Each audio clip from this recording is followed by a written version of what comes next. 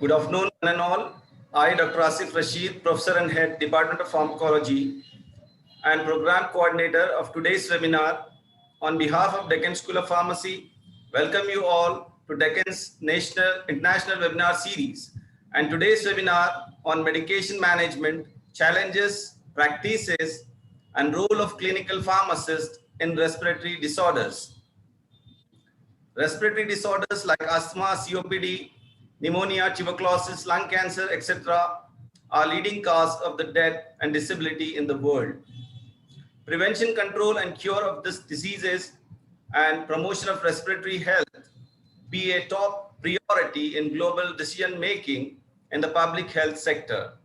It is a known fact that the prevalence and severity of the respiratory disorders intensified many folds during the seasonal variations. And now it is the right time when striking COVID-19 pandemic, steep increase in pollution and tolls pavement for discussion on challenges, practices, and role of pharmacists, with the learned presenters sharing their expertise in the field. I am very much pleased to inform you all that we received an overwhelming response for today's webinar with around 1,400 registrations. Zoom is flooded and rest are live on YouTube. With this, I wish this webinar will be meaningful, thought-provoking, and useful to all the participants. If you have any queries during presentation, please type them in the chat box. We'll discuss those during the interactive session. At the inception, I'd like to welcome our vibrant principal, Professor Dr. Syed Abdul Aziz, chairman of today's webinar. He is the man with greater commitment and a huge experience. I welcome you, sir. Welcome. Thank you. We are fortunate enough to have Dr. Anna Murphy, consultant respiratory pharmacist On the international webinar of Leicester, UK. Today's resource person is giving her expert opinion on role of pharmacist in managing patients with respiratory disease. It's my privilege to welcome you, ma'am. I want to convey my heartfelt gratitude to Dr. Ashfaq Hassan, Professor, Principal and Head of the Department of Respiratory Medicine, Deccan College of Medical Sciences, our today's honorary speaker on guidelines in respiratory medicine, challenges in interpretation and implementation, for accepting the invitation and presiding over to this webinar. Heartily welcome you, sir. I also welcome honorable principals of affiliated colleges of pharmacy, all the faculty members, research scholars, students, and other delegates across the globe to this international webinar series.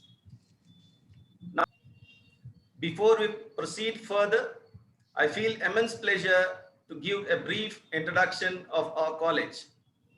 Deccan School of Pharmacy is an educational non-profit organization committed to encourage the study of and practice of pharmacy education and research. It was established in the year of 1997 by Darussalam Educational Trust and managed by Barrister Asaduddin Uwaisi, Member of Parliament, Hyderabad, Telangana, and Managing Director, Mr. Akbaruddin Uwaisi, Member of Legislative Assembly, Government of Telangana. Our vision is to fortify the knowledge and skills as required by industry sector and pharmacy service sector. Our college offers 4-year B Pharmacy degree course, 6-year PharmD, 3 years PharmD post-baccalaureate, and 2 years M-Pharmacy course in pharmaceutics and pharmaceutical analysis. We have served over 2.5 decades with excellent academic record and research activities. Moreover, our college has dedicated placement and industry interaction cell catering to the needs of students and provide hands-on training and skill guidance. The pharmacy practice programs are being conducted by our college in OAC Hospital and Research Center and Princess Asra Hospital of combined bed strength of over 1,500. in multi-specialty departments with the latest equipment and on acquired software technologies of drug disease database. Apart from having active drug information center, Deccan School of Pharmacy conducts pharmacovigilance programs of India and other activities in collaboration with Pharmacology Department of OAC Hospital and Research Center. Also, the college has a dedicated NSS unit that conducts public health programs for awareness, camps, and other volunteering mobilization of youth for national development schemes. Now I request our principal, sir, and chairperson of today's webinar, Professor Syed Abdul Aziz, to enlighten us with his opening remarks. Yeah, warm welcome. Today being a very special day, the 21st day of the 21st year and of the 21st century. A good reminiscence that goes into the annals of Deccan School of Pharmacy. Welcome to today's chillest environment and to the radiance of today's session of invited guest speakers who in a short time will lit up the luminance and spread out the warmth of the radiant learning and practices in the respiratory medicine and respiratory clinical care practices, challenges, limitations, and the dissemination of evidence-based guidelines, which are the silver lining thoughts and discussions of our today's sessions. Dear participants, we do note that there are ramifying war-footing approaches in respiratory medicine by the state administrative bodies being armed with surveillance systems, securing the differential diagnostic precise tools, preventive measure programs being put at place, tailored patient care education programs, promoting guided self-care support, and to add up with these are the spearheading WHO GARD, that is the Global Alliance Against Chronic Respiratory Diseases, all of which do contribute in reducing the global burden of the respiratory diseases, morbidities, and mortalities. And the estimate pointer is that COPD itself is the third leading cause. Despite of there being enormous respiratory medicine, there is a limited fewer new classes of safe and effective therapies available, unlike that of cardiovascular system diseases, metabolic and neurological diseases, respiratory drug development, and clinical usage is a question pondering, and this webinar attempts to address the prospective discussing elements in challenges.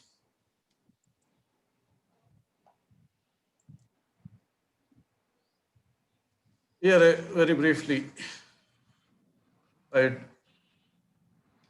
like to mention here the unmet medical needs also do fall in the respiratory medicine category.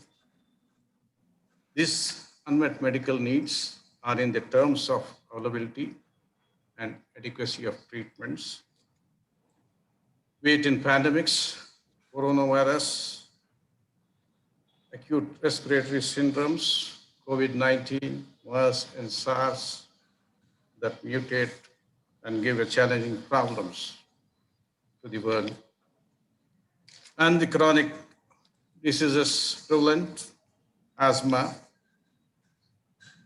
COPD, all of which treatments are there, and newer treatments do require. The treatments may be ineffective, changes to be on a continuous mode, the delivery mechanisms, the inadequate formulation of product characteristics, which are challenges and are under the unmet medical needs. Though we have available treatments, their number, the accessibility, the benefits, the type and size of the benefits, the disease burden, the severity, the health impact of the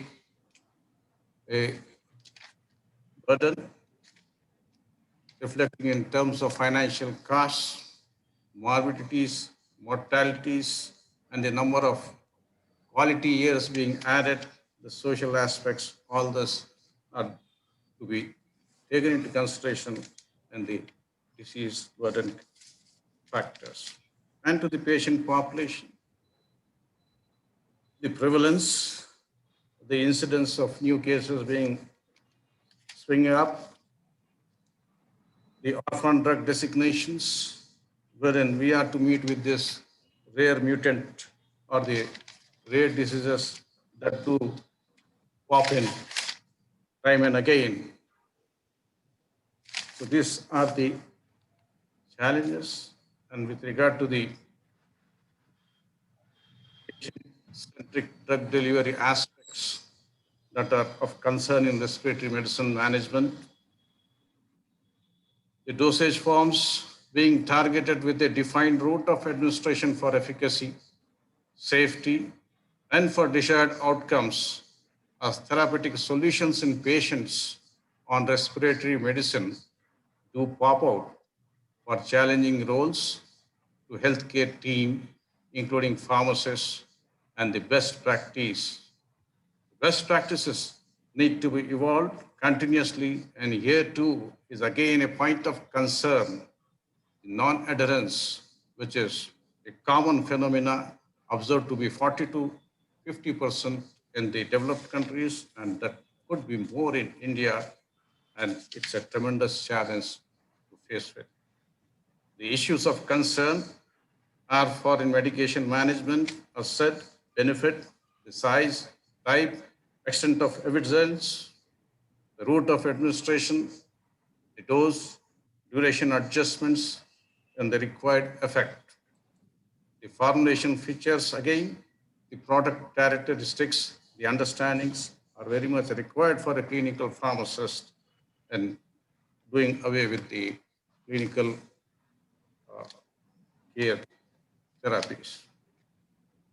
The therapeutic complexities that pop in are the adverse effects, the risks, the polypharmacy, the costs, the budget impacts, the ethical considerations, the adherences, the compliances, and more that could pop up in the treatment regimens. And here the clinical pharmacists need to take care of.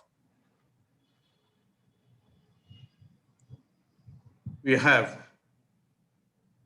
eminent figures here to throw much light on these aspects.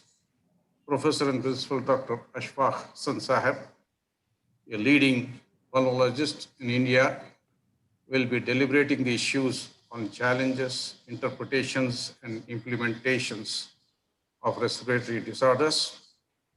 And Professor Dr. Anna Murphy, representing the National Health Scheme Trust of UK, she's an outstanding and most trusted respiratory pharmacist consultant who has marked a space internationally in respiratory research medicine. Today, her presence consolidates on working aspects. Her talk is the need of the hour on the clinical and practical approaches of pharmacists to lung health strategies. God willing, more of her addition of concepts and doings build a world where all people breathe freely. Thank you, Dr. Ashfaq Sahib, and dear Dr. Anna, for marking your presence and giving us your valuable time slots in airing this program worldwide and benefit our community fellow pharmacists, students, and research scholars aspiring to and working in the field of respiratory medicine. Thank you and thank you, and hopeful this session is fruitful. Thank you. Thank you, sir, for your encouraging and inspirational words. I'd like to call Mr. Muhammad Faridullah Associate Professor and Head, Department of Pharmacy Practice, to introduce today's introductory speaker, Dr. Ashwagh. Very good afternoon, everyone. With profound happiness, I am introducing our introductory speaker, Dr. Ashfaq Hassan, a leading pulmonologist and academician with 3 decades of clinical experience in respiratory disorder management. Professor Dr. Hassan is currently working as Principal, Professor and Head Department of Respiratory Medicine, Deccan College of Medical Sciences, Hyderabad, India, a premier medical institution in Telangana region with the combined institutional bed strength of over 1,500. Professor Dr. Ashfaq did his medical degree MBBS from Gandhi Medical College in the year 1986 and did his Doctor of Medicine in TB and Chest from the State Medical Institute, that is Usmania Medical College, Hyderabad, India in the year 1992. Dr. Ashfaq is the Chief Editor of Journal of Medical and Allied Sciences and former editorial board member of the journal Chest India, and is associated with several boards as member and fellow, to name are European Respiratory Society, Indian Chest Society, Indian Sleep Society, Indian Society of Critical Care Medicine. A leading pulmonologist of India, he was awarded with recognition by Indian Medical Association and has delivered over 300 invited lecture sessions nationally and internationally and has more than 70 publications with over 250 citations. As an active teacher, he has written several books which are published by leading publishers such as Springer Verlag UK and are ranked as high as number 3 and 4 books on pulmonary medicine and intensive care in Amazon's bestsellers list worldwide. His books have been translated into Polish and Russian languages. He has shared chapters, books on several subjects including respiratory, metabolic acidosis and alkalosis, mechanical ventilation, blood gases, etc. Sir has conducted several training programs on usage of inhalation devices, respiratory improvement in asthma and COPD patients. His work on use of pneumococcal vaccine in mass gatherings with special reference to Hajj pilgrims is widely acknowledged by Journal of Global Infectious Diseases. His articles, Bronchiectasis in India, results from the European Multi-Center Bronchiectasis Audit and Research Collaboration, EMBARC, and Respiratory Research Network of India Registry, published in the Lancet Global Health. Ventricular tachycardia and tuberculous lymphadenopathy, sign of myocardial tuberculosis, published in Journal of American College of Cardiology. His works and findings on active pulmonary TB and TB control in India are worth to be mentioned here. He also serves as member of Board of Trustees at Shakti Shifa, a privately funded non-denominational organization for the primary and community healthcare of underprivileged women and children, and also serves at SANS, an initiative for underprivileged individuals with lung disease.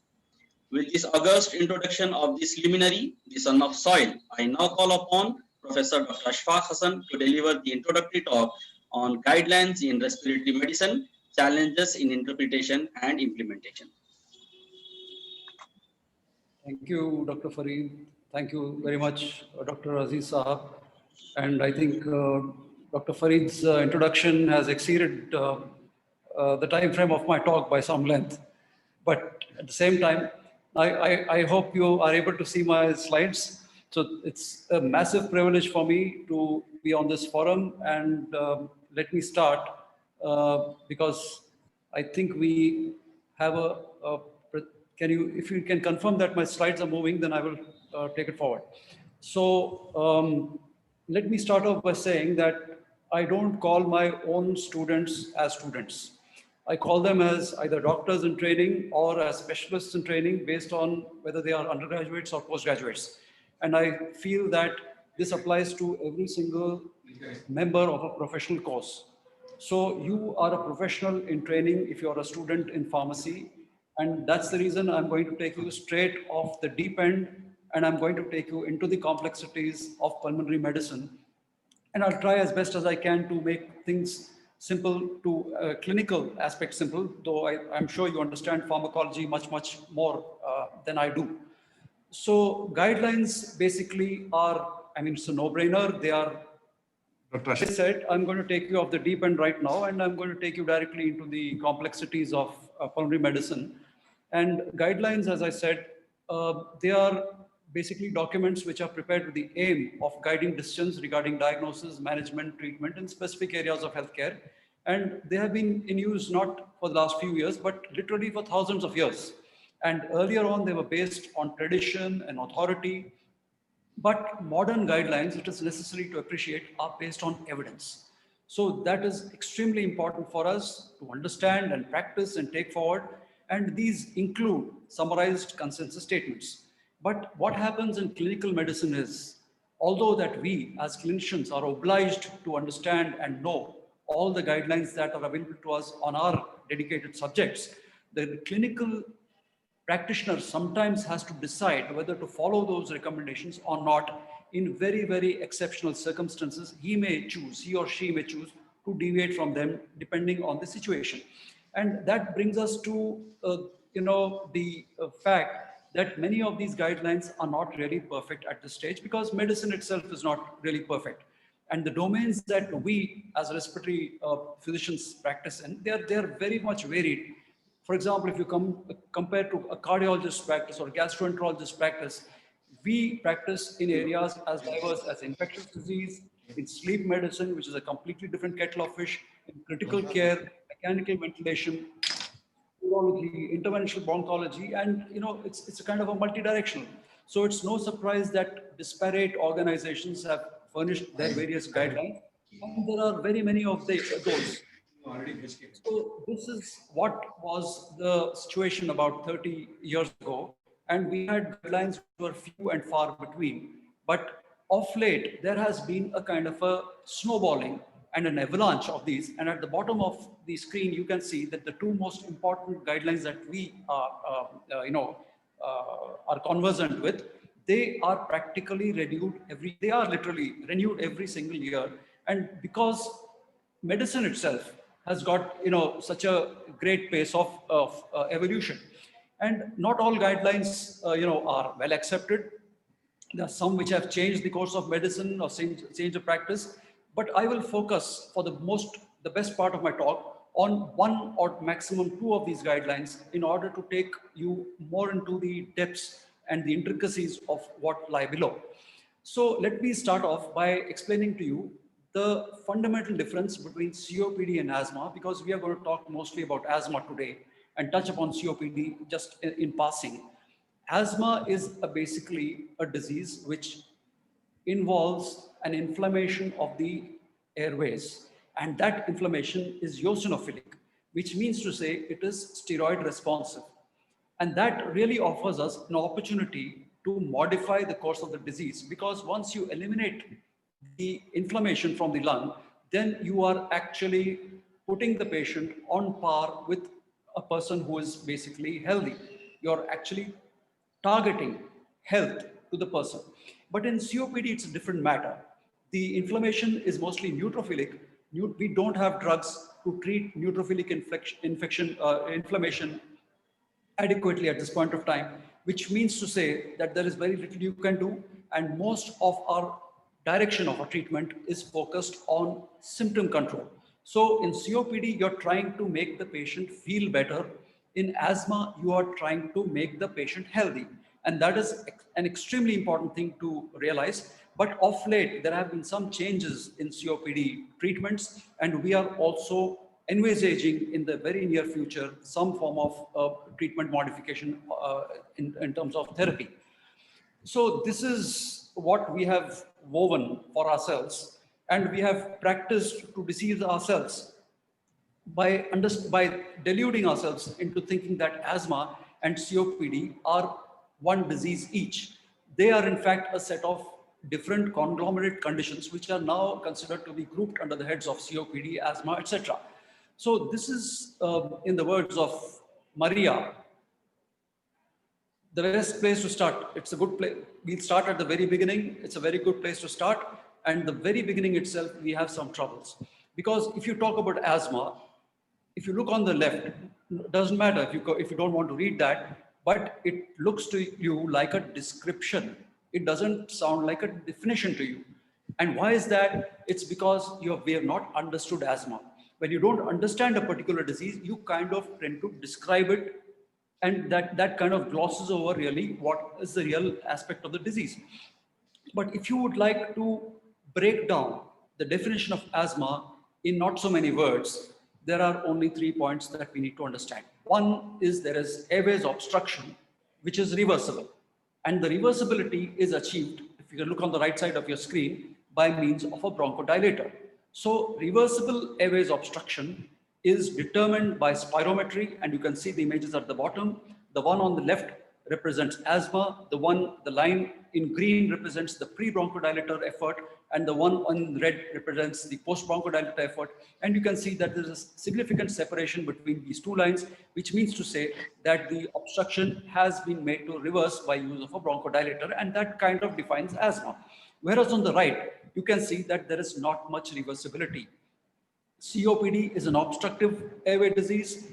That much is seen on the graphic on the right side, but you cannot see a separation between those two lines. In other words, the airway obstruction is not reversible. So the first criterion for defining asthma is that it is a reversible airways obstruction. The second thing, of course, is that the airways are very twitchy. They can be made to contract by subminimal stimuli, which normally don't affect healthy persons. And that's the reason we try to irritate the lungs by a dose of, let us say, methacholine, which normally should not irritate a healthy person's lung. And then if you have a contraction, then you determine that these airways are hyperreactive. And the third, of course, is inflammation. And inflammation is defined as the response of any vascularized tissue to injury. And in asthma, unfortunately, although we know a great deal about what's happening in terms of inflammation, we don't have as yet any practical means to measure inflammation on a day-to-day basis. So this is COPD, and again, don't bother to read about the whole thing. It is sufficient if we understand that COPD is a progressive disease. It's an inflammation of the airways which does not respond to conventionally available medications. And because it doesn't respond, you rather dilate, you concentrate on what you can achieve, and that is bronchodilation by use of bronchodilators. So bronchodilators are important in asthma, bronchodilators are important in COPD, but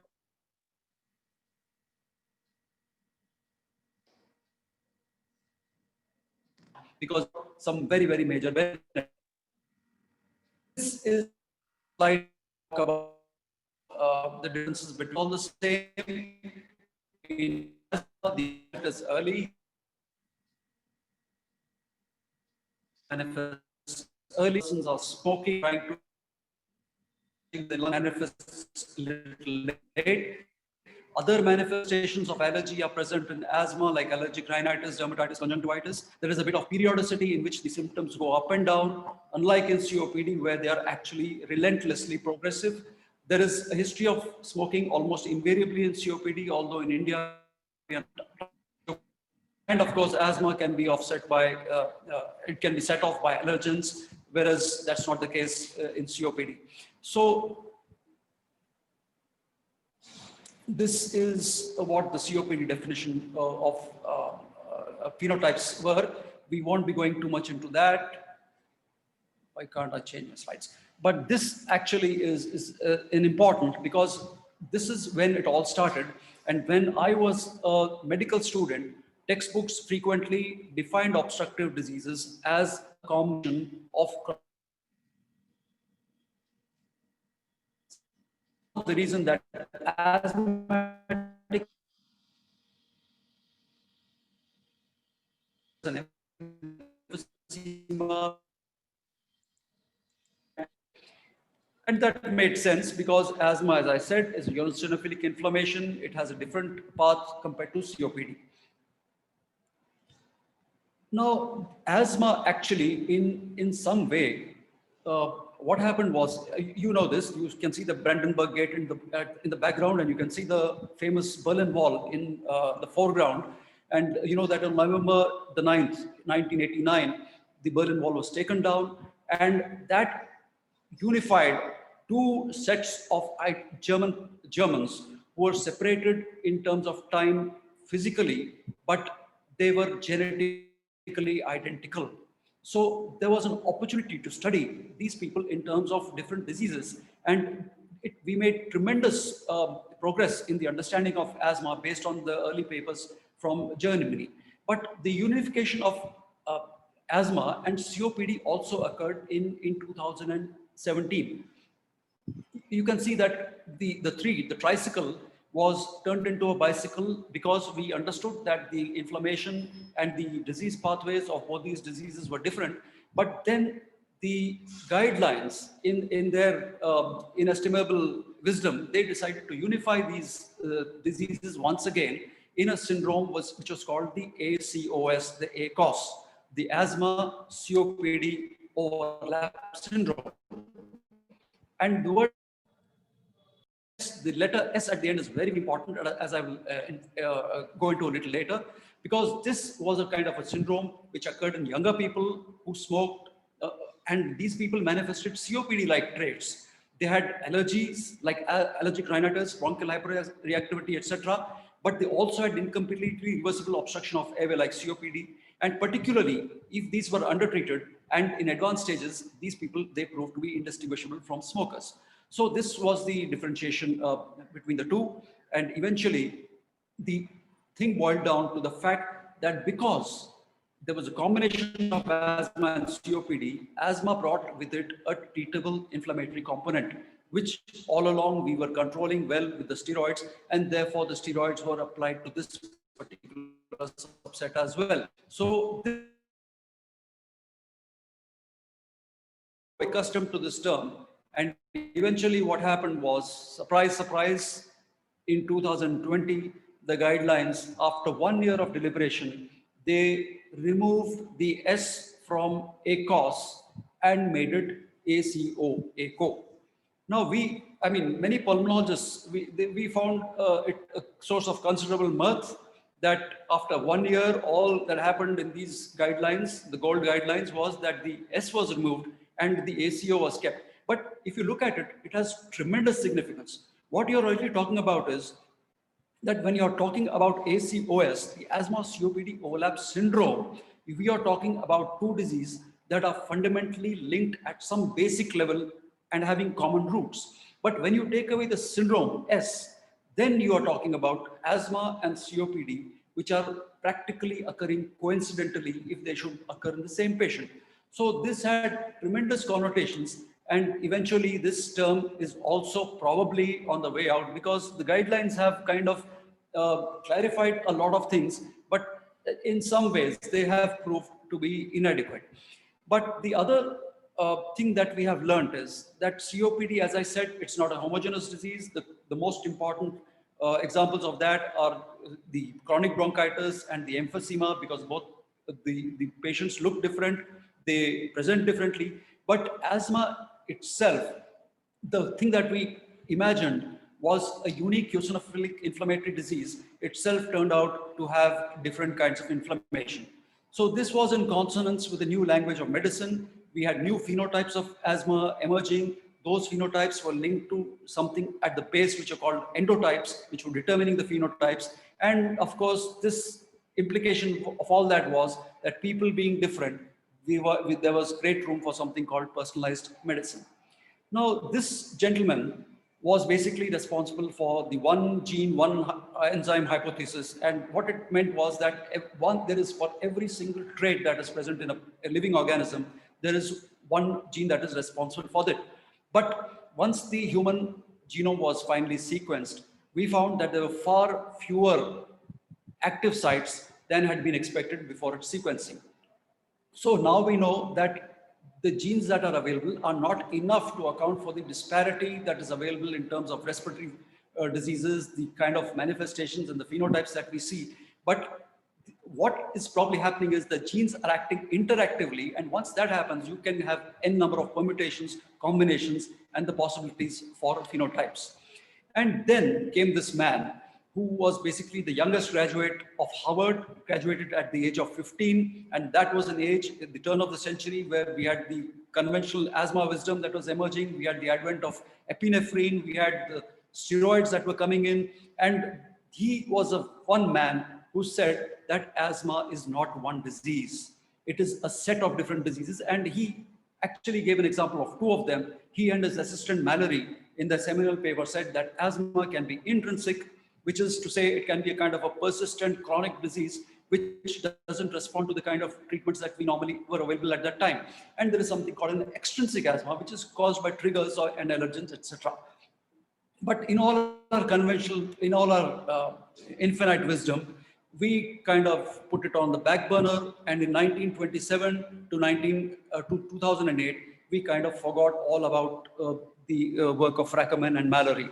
And this was until Pranab Haldar and Ian Pavord, they came up with this particular graphic. And then they said that there are different types of asthma. There are symptoms and there is inflammation. And in many cases, the inflammation may be in concordance with the symptoms, but on the other hand, inflammation may be disproportionate to the symptoms, or the symptoms may be disproportionate to the inflammation. And as you can see, they set down several of their phenotypes that they found. So this is quite unsurprising if you look at it, because people are predictably different. And if you're talking about guidelines, guidelines are prepared for the good of the common many. What you're trying to do is make a few baskets or your few categories of persons or diseases in which you set separate treatment, so that helps uniformize the care. Treatment at the other end of the world should not be treatment different from the treatment that I'm administering to the patient today, because I am seeing a patient in a limited number of subsets. But the fact of the matter is, behind the mask, we are all different. And if you are talking about guidelines, guidelines don't make for personalized medicine. So this is the chart that the GINA guidelines give us. As I said, the most important guideline for asthma for all pulmonologists. And these steps have remained the same, but the components have changed in consonance with the changes that have been occurring in medicine.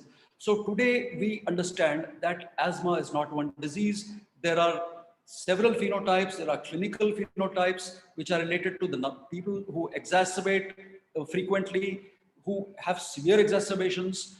The patterns of airflow, they are more in the proximal airways or in the smaller airways, whether they have comorbidities like obesity, whether the inflammation itself, what we considered as eosinophilic, is no longer so. It could be eosinophilic, it could be neutrophilic, it could be polygranulocytic, it could be a mixed inflammation, or there could be a number. If you can look at the last part, the number 3, there are phenotypes which are responsive to specific medications.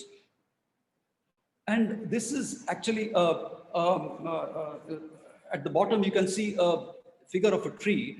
And just imagine if you just snip off a little bit of that tree and you expand the image, that image of that small snip will take the picture of the larger whole.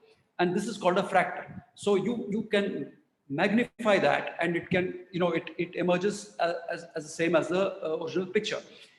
It's also, what it means is, in nature, the law, nature doesn't behave in integers. There are fractions which keep on repeating themselves, and that's a science which was proposed by Benoit Mandelbrot, but we are not going to touch upon that. But what happens is, the lung is the most elegant example of a fractal in nature. This endows the lung with 2 very, very major advantages. One, it optimizes the conditions for lung growth. It optimizes conditions for lung ventilation. But it brings with it a tremendous disadvantage.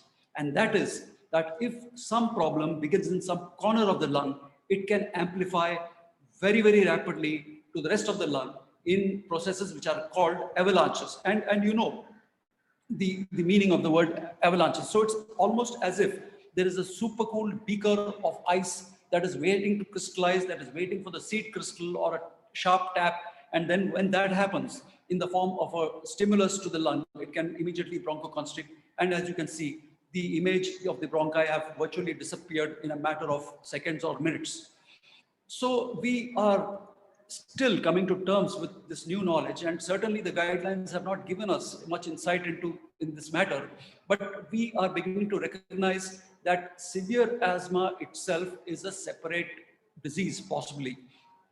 And this has to be addressed on its own terms. And if you can look at certain of the papers, they have also found that the inflammation in severe asthma actually is more in the smaller airways, it's more in the outer surfaces of the smaller airways, which means to say that we and all treatments in the future might need to pay attention to the kind of inhalers and the kind of dry powder or the kind of meter dose inhalers which will target these small airways with extra fine particles. And extra fine particles are indeed already, the advent has been made in asthma, and they will shortly be coming up for COPD as well.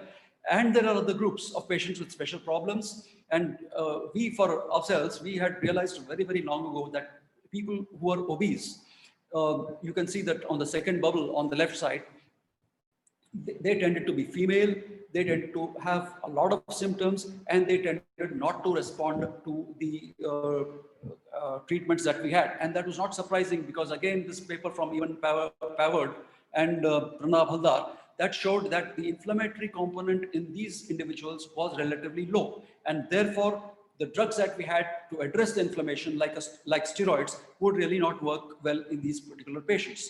So, and also, post tissue in the lungs, in the bronchi of these people as well. So that's just to give you a couple of examples of how complex things are really beginning to become for the pulmonologists. And it's now beginning to become easy to understand why the whole thing is beginning to become an extremely complex area, because there is an inflammation, you're calling it asthmatic eosinophilic inflammation, but there is a neutrophilic component that's intruding into that. You have a condition called COPD, which is basically neutrophilic, but you have eosinophilic component intruding into that. And you have, again, a different subsets within that as well. So this is the definition of asthma. And again, as I said, there's not much of inflammation there.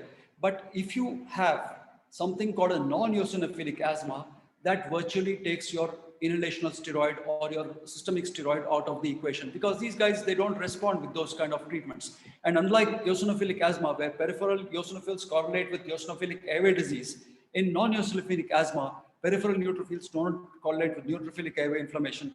And obviously, there are no currently drugs to treat neutrophilic asthma. And so it's a kind of a major challenge as far as we are concerned. But biological therapy is emerging in a big way for all diseases, not asthma itself, but for many diseases.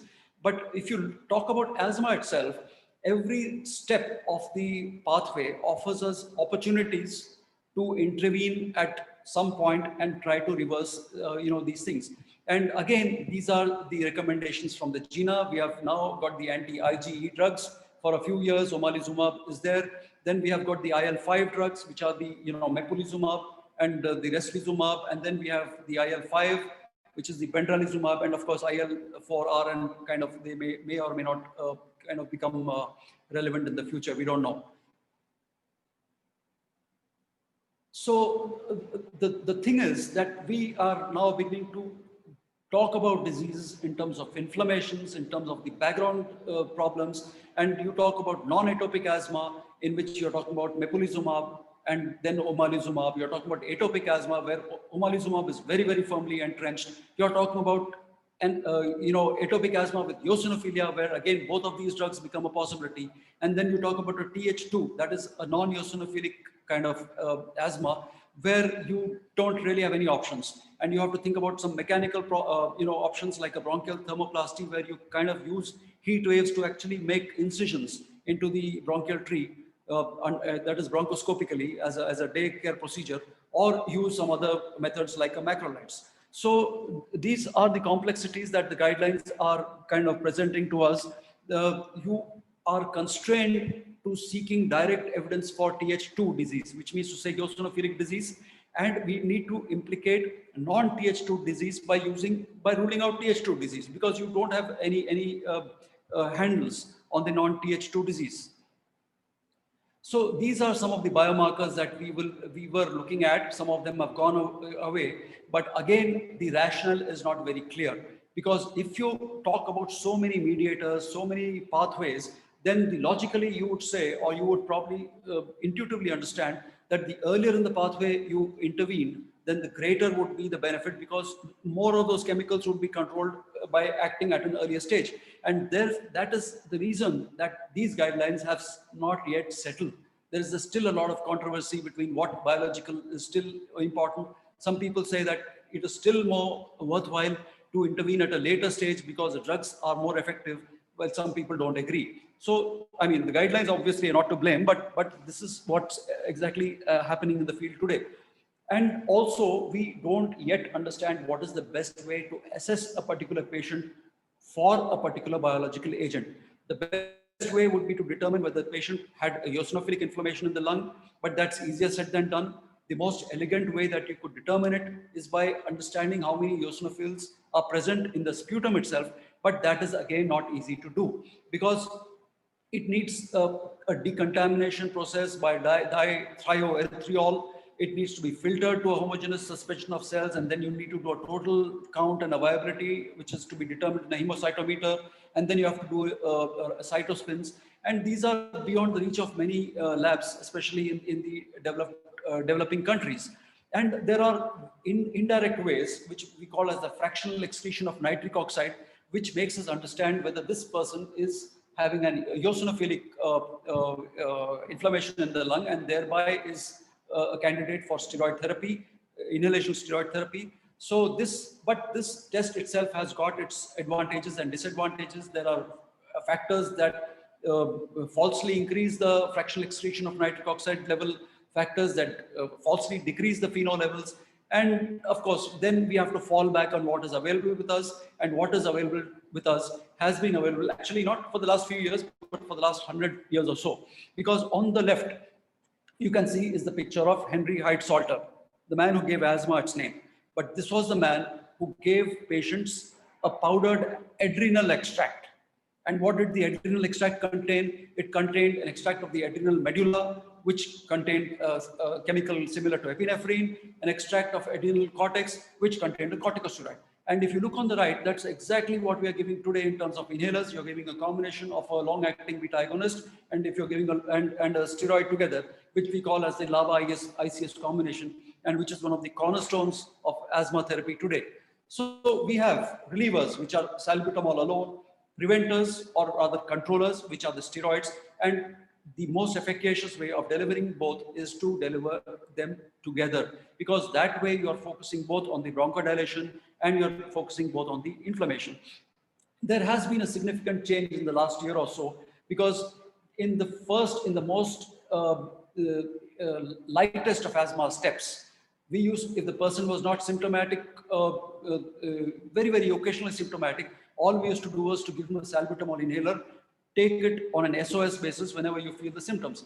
But when meta-analyses occurred and some studies actually went into they found that these people were returning with very, very severe attacks later. So today, it is now recommended that if you give a beta agonist as a rescue therapy, you should also club it with some kind of inhalational corticosteroid therapy as well. So those are the relatively new recommendations. And of course, it's a no-brainer that if you have, these are actually very, very elegant studies by Professor Bateman from South Africa. And what he showed was, if there was a lurking inflammation in the lung, which was either partially controlled or uncontrolled, then it could very, very easily lead to an exacerbation by lowering the threshold. And these people, their outcomes would be bad, not only in the short term, but definitely in the long term as well. And it was a major challenge. It is a major challenge to keep asthma quiet. And inhaled corticosteroids are the cornerstone of treatment, and there is no doubt about that, because there were some very, very elegant studies by Suisa et al. Who showed that the number of canisters of steroids consumed were directly proportional to the state of the health, to the lessening of mortality, the lessening of morbidity, the increased longevity, and those things have been established beyond all dispute. However, there is less agreement about what constitutes an equivalent dose of the steroid, and there are some very, very rough and ready reckoners for that. But notwithstanding that, whenever you have stabilized a person on a particular dose of steroid, the obligation is to move him or her to a lesser dose of steroid in order to minimize the risks. So asthma control actually is very different from asthma severity. It is individualized to a patient. For this person's lungs or set of lungs, what is the best possible control. And that today is our most important target. And we try to step up the therapy when the asthma control is not optimal. And then we step down the therapy once the control has been achieved after maybe about 3 months of obtaining good control, and then bring the patient down to the lowest possible medication that is optimum for him or her. But something else has emerged in the meantime, because sometimes if you look at any pulmonologist practice, it is beyond the comprehension of many patients to tackle so many things. I mean, not all are doctors. So you can put yourself in the patient's position, and it sometimes is overwhelming. So in order to kind of simplify the things for the patient, we hit upon something else. The guidelines actually took a long time in bringing this approach in, and even then they mentioned them in passing, and this is called the SMART approach. The S stands for single inhaler for the maintenance, M and rescue therapy. So that is the acronym, SMART approach. And the idea of the SMART approach is to intervene when the patient is beginning to have an exacerbation. It means to say when the inflammation has not evolved or snowballed to a large extent. And that's the time when you increase the dose of the steroid, inhaled steroid, and you put in a bronchodilator as well. This might actually, if used for 4 or 5 days, as the attack is beginning to build up, it might actually avert the attack. And this really has seemed to work, because in the SMART therapy, you normally use only one inhaler, and that is a LAVA long-acting beta agonist and a steroid combination.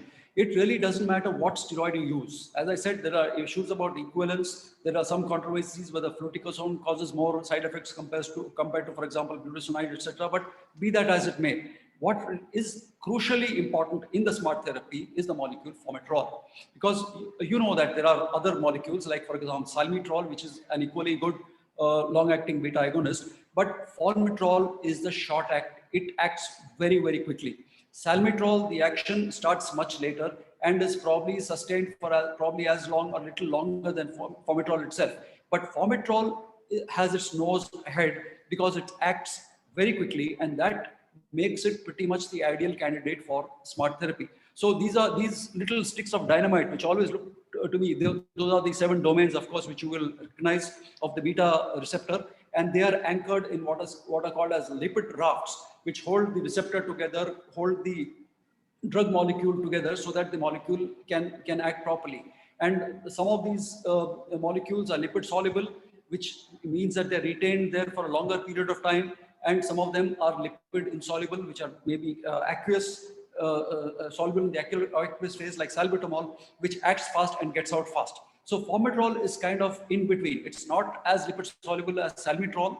It's not as aqueous soluble as salbutamol. So here it has the advantages of acting fast, remaining a little while longer.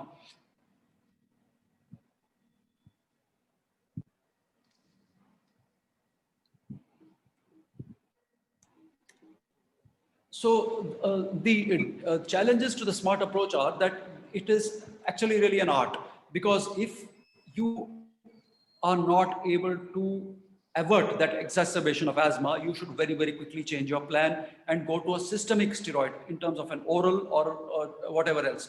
But you can't persist with that once the patient is not showing a response to that. So technically, that SMART approach applies for very, very limited people.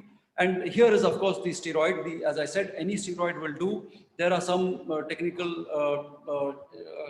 differences between all these steroids. But again, one of the criticisms of the guidelines has been that we as pulmonologists have not understood enough what are equivalent doses of certain steroids.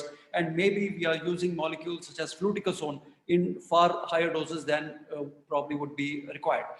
And finally, coming to probably the most important aspect, which impedes proper asthmatic outcomes, is the lack of adherence, the lack of communication, because it's extremely difficult for a person to coordinate, a person to understand, and of course our own curse of knowledge, that we believe that the patient is understanding in our our science, our explanation, etc. Whereas the patient may actually be completely at a loss. So even if you prescribe inhalers, let's say twice a day, a LABA-IGCS combination, it might be too much for a particular patient.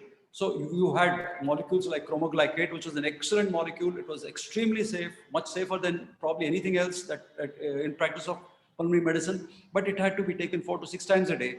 And of course, once the advent of the steroids came in, for example, budesonide has a triple linkage, the acetyl linkage. So it's metabolized, the first pass metabolizing through the liver, as you know, it gets cleaved, and it's a very, very safe drug. So in a very small fraction of dose, budesonide was more effective than chromoglycate, and eventually beclomethasone and budesonide kind of replaced chromoglycate in adult practice of asthma.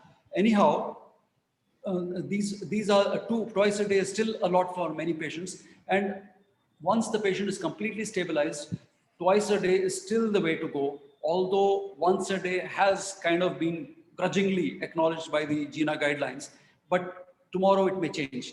So I think Farid mentioned that this is in passing. This was one of our, we were part of this particular publication very, very recently in the Lancet.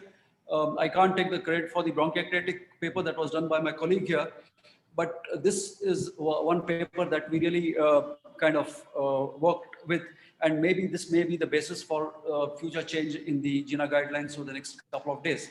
But having said that, any step down in asthma therapy should be considered a therapeutic trial, and with all antennae up for any escalation of symptoms, etc. So I need to change my slides. So I think I will kind of skip this here, because I'm sure Aziz Saab doesn't want me to go on further. It's already this thing. So I'll conclude by saying that this is who we are. This is, we are, and COVID has actually shown us it's a great equalizer, and you know, we are all just as vulnerable as everybody else. But behind the mask, we are different, and we need therapies which are actually different. But although this talk basically has been about the challenges around guidelines, and it's a formidable topic given by Professor Aziz, but I've really taken you off the deep end, and I hope you have been with me throughout. But be it a criticism of the guidelines, let us not forget that this is the best available evidence is still packaged in the guidelines today. We cannot dispute that. And occasionally guidelines may not work, but clinicians, whenever they are deviating from the guidelines, need to stick to the best available evidence to support their action. And tomorrow it will be a different thing. I mean, you'll have metabolomics, you'll have proteomics, you'll have epigenetic genomics, you'll have all this.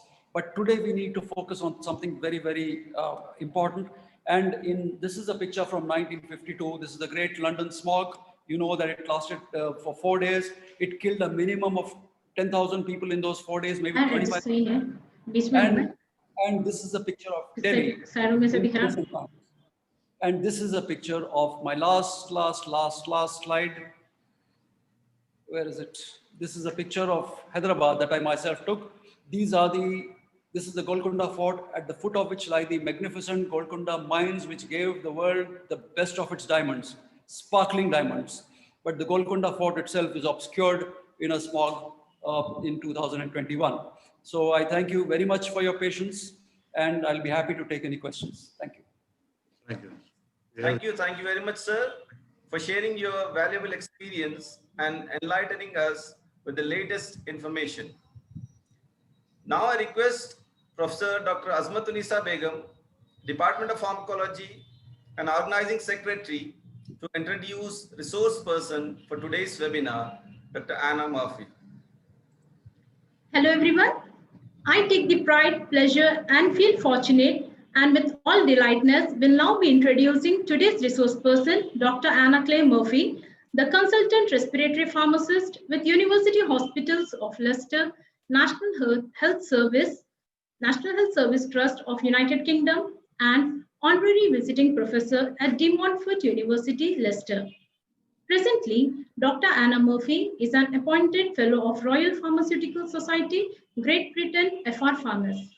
She did her BSc Pharmacy with first class honors from Manchester University, did postgraduation in clinical pharmacy from Brighton University and doctorate of pharmacy from University of Derby. She has value addition courses to her credentials like certification in clinical pharmacy practice, NEPS management level 2, supplementary prescribing, and independent prescribing course modalities from reputed universities of United Kingdom. She has also put in over 2 decades of experience in the field of respiratory medicine and is a torchbearer for us respiratory consultancy services with NHS Trust. Dr. Anna Murphy is very much sought after resource person in tertiary care and visiting professor for UG, PG, and Doctorate of Pharmacy programs, and her inputs are being shared by several countries for her trainings to enhance respiratory care, pharmacy, and medical practices, and was a lead pharmacist with Glenfield Hospitals too. Her key role of service includes staff management and training, quality improvements, clinical governance, patient safety, and cost controls. Prior to all these, she was holding posts of Medical Directorate Lead Pharmacist and Dispensary Manager with Brighton Healthcare NHS Trust. Dr. Anna also served as a pharmacist specialist advisory group, chairperson of British Thoracic Society, and as a steering committee member with NHS England Severe Asthma Improving Value Program in England. She was in the task force for lung health as co-chair for medicine optimization. In addition to this, she was also involved in Respiratory Prescribing Group, UK Inhaler Group, and Asthma UK Council. She was chairperson for Pharmacy Audit and Research Committee and chaired for Medicine and Devices Intervention for COPD Clinical Strategies. Apart from this, she represents professionally Royal Pharmaceutical Society, General Pharmaceutical Council, United Kingdom Clinical Pharmacy Association, European Respiratory Society, and so on. A radiant personality, a luminary being awarded with UK CPA Lifetime Achievement Award, Guild of Healthcare Pharmacists Gold Medal Award, UL Best Award for Passion and Creative Works, Chemist and Druggist Award, Aqua Henderson Award, Asthma Award, Hospital Hero Award, Trust Achievement Award, and so on. Dr. Anna is an active journal reviewer for Chronic Respiratory Disease Journal, represents editorial board, Respiratory Disease in Practice Journal, and has her sayings in the Respiratory National Electronic Library for Health. Moreover, her research findings have brought many grants for asthma management, steroidal use epic studies, and COPD exacerbations. She was awarded Gilead Fellowship for the support medication adherence in people with cardiac failure. Her well-recognized grants include for asthma adherence studies. She was lead investigator for committee pharmacy service evaluation with grants of £60,000, and she is remembered for asthma tailored pulmonary rehabilitation multi-center randomized control trials. Not only is that she is an active sportswoman playing competitive netball in the Leicestershire Netball League, also she organizes and runs up to half marathon distance and makes her a grand example of sports activities combined with her tailored services in respiratory medicinal field. Now, without further delay, I request Dr. Anna Murphy to proceed with the presentation. Thank you very, very much. I must say that that's probably one of the nicest reviews I've ever had, introductions, and one of the longest. So thank you ever so much for such a wonderful introduction. And can I just say how honoured I am to be part of the Deakin School of Pharmacy presentation today. It really is one of the, a pinnacle of my career to have been invited onto this webinar today and to speak to you all. And it really is amazing to see so many pharmacists and professionals tuning in and joining us this morning. So I hope that I can sort of lead on from Dr. Hussain's marvelous, fantastic overview of management of asthma and COPD, and just sort of bring together really some of the aspects where I believe very much us as pharmacists can really support our patients. So I'm just going to share my screen.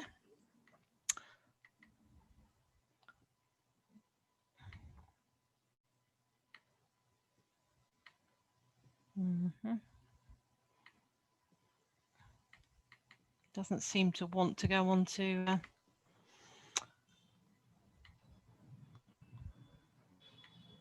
I'm just going to stop again. Let me just try one more time.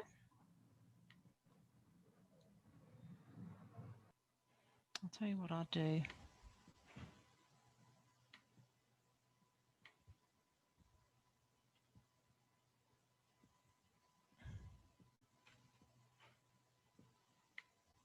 Apologies for this.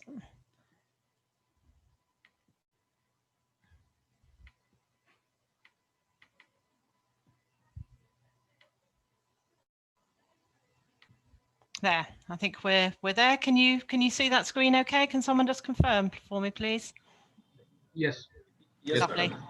Okay, so I'm going to be talking about the role of the pharmacist in managing patients with respiratory disease. And one thing I would say is that I have been qualified as a pharmacist for about 30 years now, and I have been working in respiratory full-time really since 1997. And I took on the post of a consultant respiratory pharmacist in 2001. Now, a consultant respiratory pharmacist is a post which has been set up in the UK. It's been supported by the NHS and the NHS England, and it's a role very much around being very specialised within your area. And I'll just show you. We'll tell you a little bit about what I do as we go through the presentation. But I work in Leicester. Leicester is right in the middle of England, in the middle of the UK. It's a very vibrant city. It has a population about of 1 million people, which probably for your standards of city is not particularly large. We have 3 hospitals, and I mainly work at Glenfield Hospital, which is a cardiac and respiratory main hospital for the population of Leicester and Leicestershire. And Dr. Hussain mentioned Pranad Holder and Professor Pavord in part of his presentation, and I have been very honoured to work with both of those clinicians in my time at Glenfield Hospital. Of course, Leicester, we have a very multicultural city. We have over 200 different languages being spoken within our city. And I'm very proud to say that the Diwali celebrations, I think, are the largest outside of India. So we have a very vibrant multicultural city, and I'm delighted to have worked here really since 1997. And prior to that, I worked down on the south coast in the seaside town of Brighton.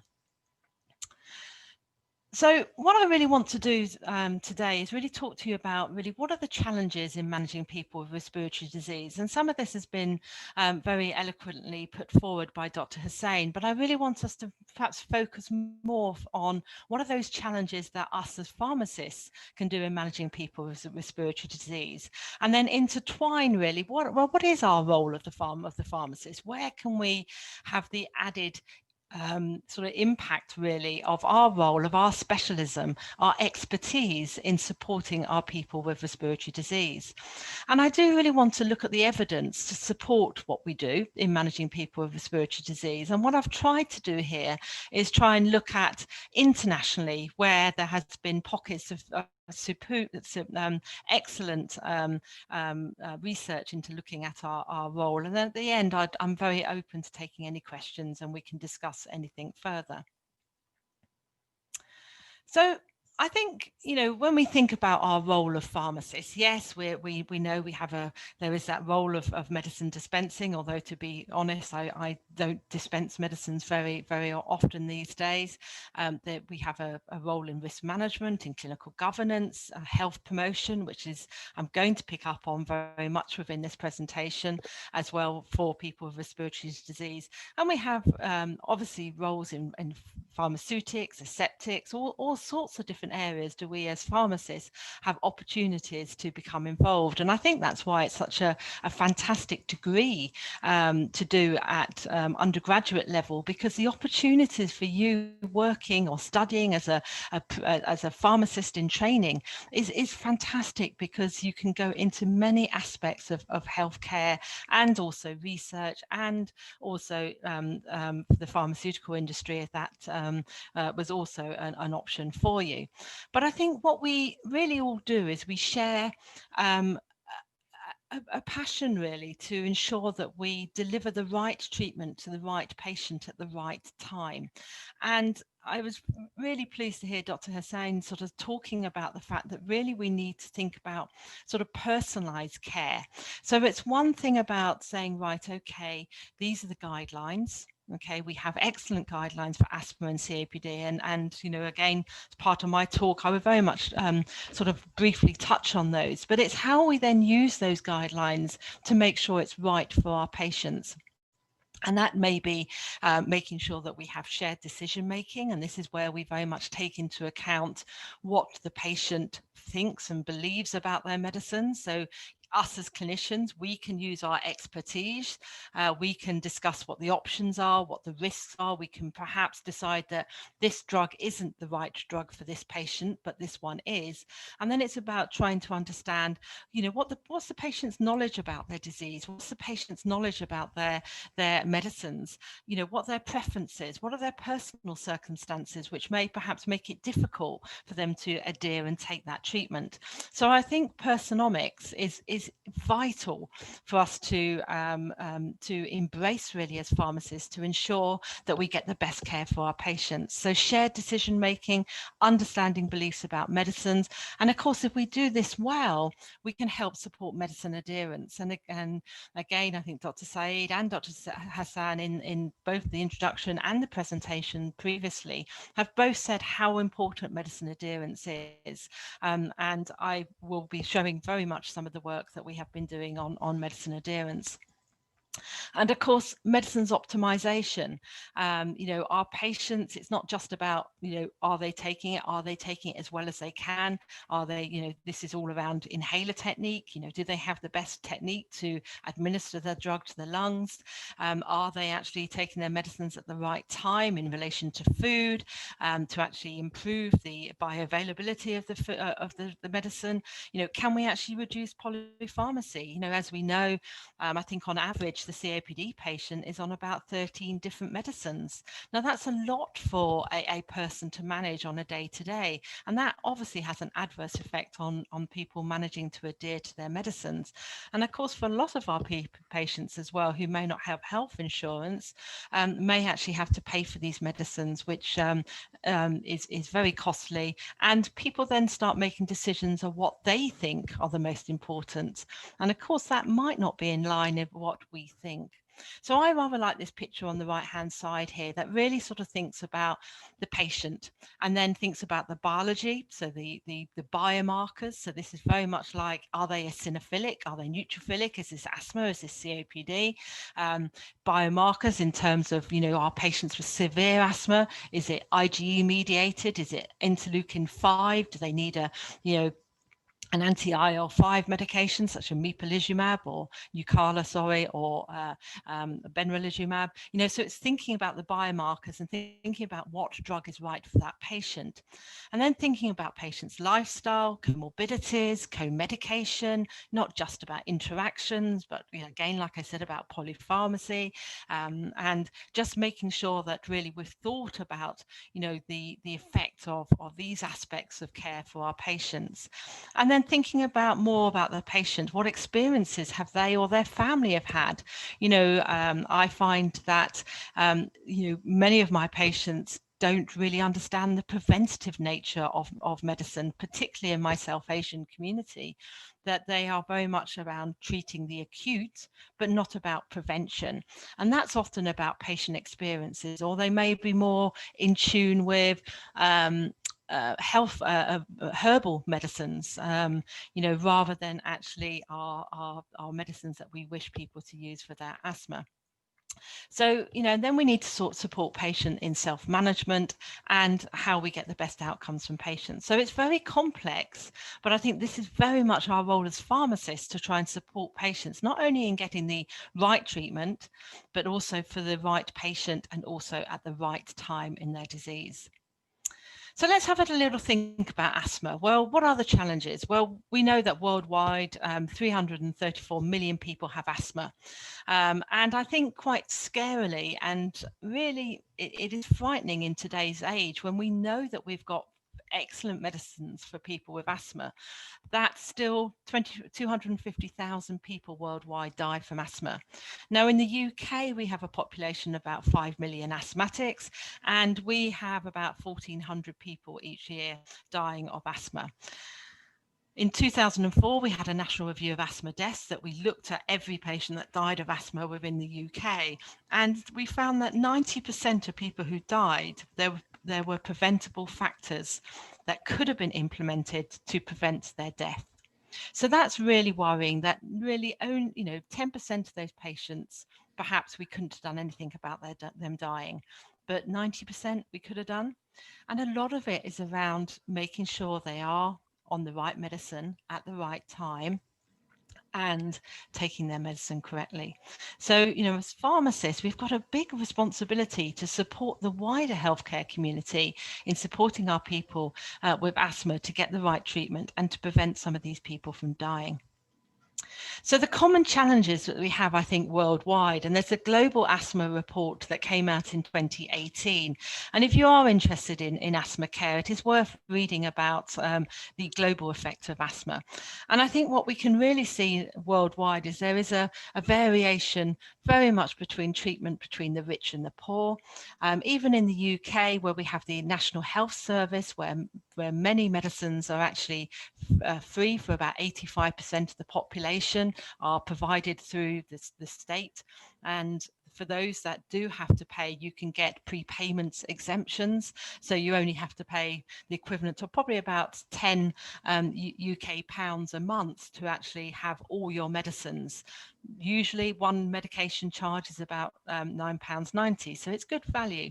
But of course, it's very variable across the world, and even in countries like America, with Barack Obama trying to produce better healthcare for patients in the US was not popular. And I believe in India, almost 80% of expenditure on a sick patient is on actually buying the medicine. So it's very, very costly for patients. And I was reading about Rajasthan since 2011, the state has been providing free inhalers, and this has reduced costs to the state. But it was really interesting in some of the reports I was reading that actually adherence by patients was still poor. So even though you are providing perhaps medicines free, we still need to address the beliefs of patients and the understanding of what asthma is.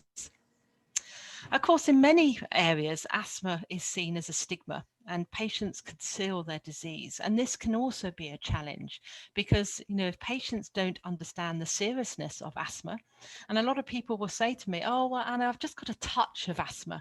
What's a touch of asthma really mean? And of course, it's not. Asthma is a chronic inflammatory airways disease, and that inflammation needs to be controlled on a daily basis. But that doesn't happen for the majority of people because although they may have grumbling eosinophilia within their airways, they might not always have symptoms. And therefore, although they have eosinophils within the airways, which we would really like to be treated daily, patients only relate symptoms to asthma. So when they have symptoms of chest tightness, wheeze, shortness of breath, that's really when they think, oh yes, I've got asthma, I better start using my medicines. And so they very much over rely on their salbutamol, their beta-2 agonist, rather than using their preventative medicines such as the inhaled corticosteroids. And although we have many good national guidelines, unfortunately, the reality is that many of these are not actioned in practice, or they are by the prescribers, but not by the patient. And of course, we do have some excellent guidelines nationally and internationally. Dr. Hassan mentioned GINA, the Global Institute for Asthma, and both in the UK and in India, there are local guidelines as well. And very much all these guidelines very much promote for the treatment of asthma inhaled corticosteroids, because that is the only treatment that really manage at early stages of the disease will reduce the eosinophilic inflammation. Treatments like beta-2 agonists will only treat the symptoms of asthma. So, for me, the salbutamol should only really be there as an emergency, as a backup, because most people with asthma, if we control the inflammation within the airways, they shouldn't need to use their salbutamol at all. or perhaps only once, maybe twice a week. And one canister should be lasting, one or two canisters should really be lasting for a 12-month period. But of course, we know in reality, in practice, that very rarely happens, I think, worldwide. And, you know, unfortunately, people don't tend to use the inhaled corticosteroids as much. And I think adherence to the guidelines is key. And this is a very nice editorial I found in Lung India, just talking about the Indian guidelines for asthma and how actually adherence in terms of prescribing to them and also in encouraging patients to adhere is key to the management of people with asthma. And we know this very much, and this is Sami Sousa's work. So in 1994, which is the graph here on the left, he really looked at the asthma deaths, and this was per 10,000 patients in a year, related to the canisters of salbutamol, a SABA, beta-2 agonist that patients were using each month. And what he found was that over-reliance of SABA really showed an increased risk of death. So patients who had more than 6 inhalations a day on at least one day are associated with an increased risk of severe exacerbation in the following 21 days. And actually, as you can see in the graph there, the number of canisters along the bottom going from 0 to 7, that when you start to use more than 2 a month, you can see a drastic increase in the risk of death from patients with asthma. He followed up this study in 2000, and he looked then at the use of canisters of inhaled corticosteroids per year in people with asthma, and then also looked at the rate of ratio in death. And this is a very large study that was conducted across Canada, where Professor Sousa works.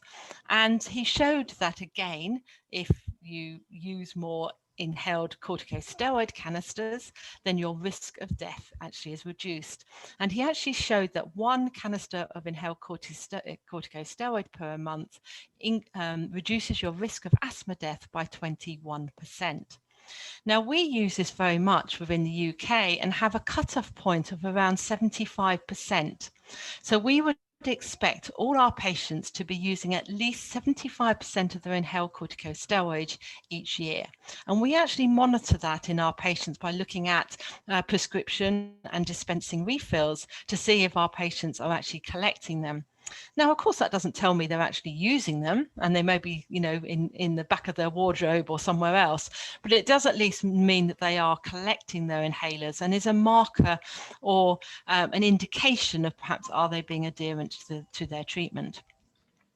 And we did this, and these are a number of studies investigating adherence in people with severe asthma. And the study that I conducted here, this was back in 2012, this was published in Thorax. We looked at 115 of our patients who are being admitted to the severe asthma clinic. Now, I work within the severe asthma clinic in Leicester. And part of my role within that clinic is I have my own outpatient clinic where I see patients. And part of that is around medicines optimization, looking at what treatments they're on and working them up towards actually, does this patient need a biologic treatment because they have severe asthma? Or in fact, do they have difficult asthma, where part of the reason their asthma is uncontrolled is they aren't using their medicines correctly and are non-adherent? And we were quite, well, probably disappointed really to find out that based on the fact that we use adherence as less than 80% of prescription collection through the GP and through the hospital, we found that 65% of our patients were non-adherent. So really, we had very, very little adherence to inhaled corticosteroids. And this has been found in other studies by Williams, Gamble, and Bender, all very much showing that patients have very poor adherence to inhaled corticosteroids. And often that is at the expense of their asthma control. So it's really important that we understand the different types of adherence with people with asthma. And this is can be used for people with other respiratory diseases as well. And this is the Perceptual Practical Model of Adherence, the PAPA, developed by Professor Robert Horn, who's in London. And it's really thinking about why aren't people using their medicines? So we can think about unintentional non-adherence, and this could be just the patient doesn't have the capacity to remember. They perhaps don't have the resources. So this is going back to the fact they don't have health insurance, they can't afford to buy their medicines. It might be that they have very poor inhaler techniques, so they've never been shown how to use their inhaler correctly, and therefore they are using it, how they think it should be used. And I have seen people who have squirted their inhaler on their chest and rubbed their chest, or sort of squirted it around here and tried to catch the spray as it comes out. So it's really important that we understand the reason behind why people aren't taking their medicines.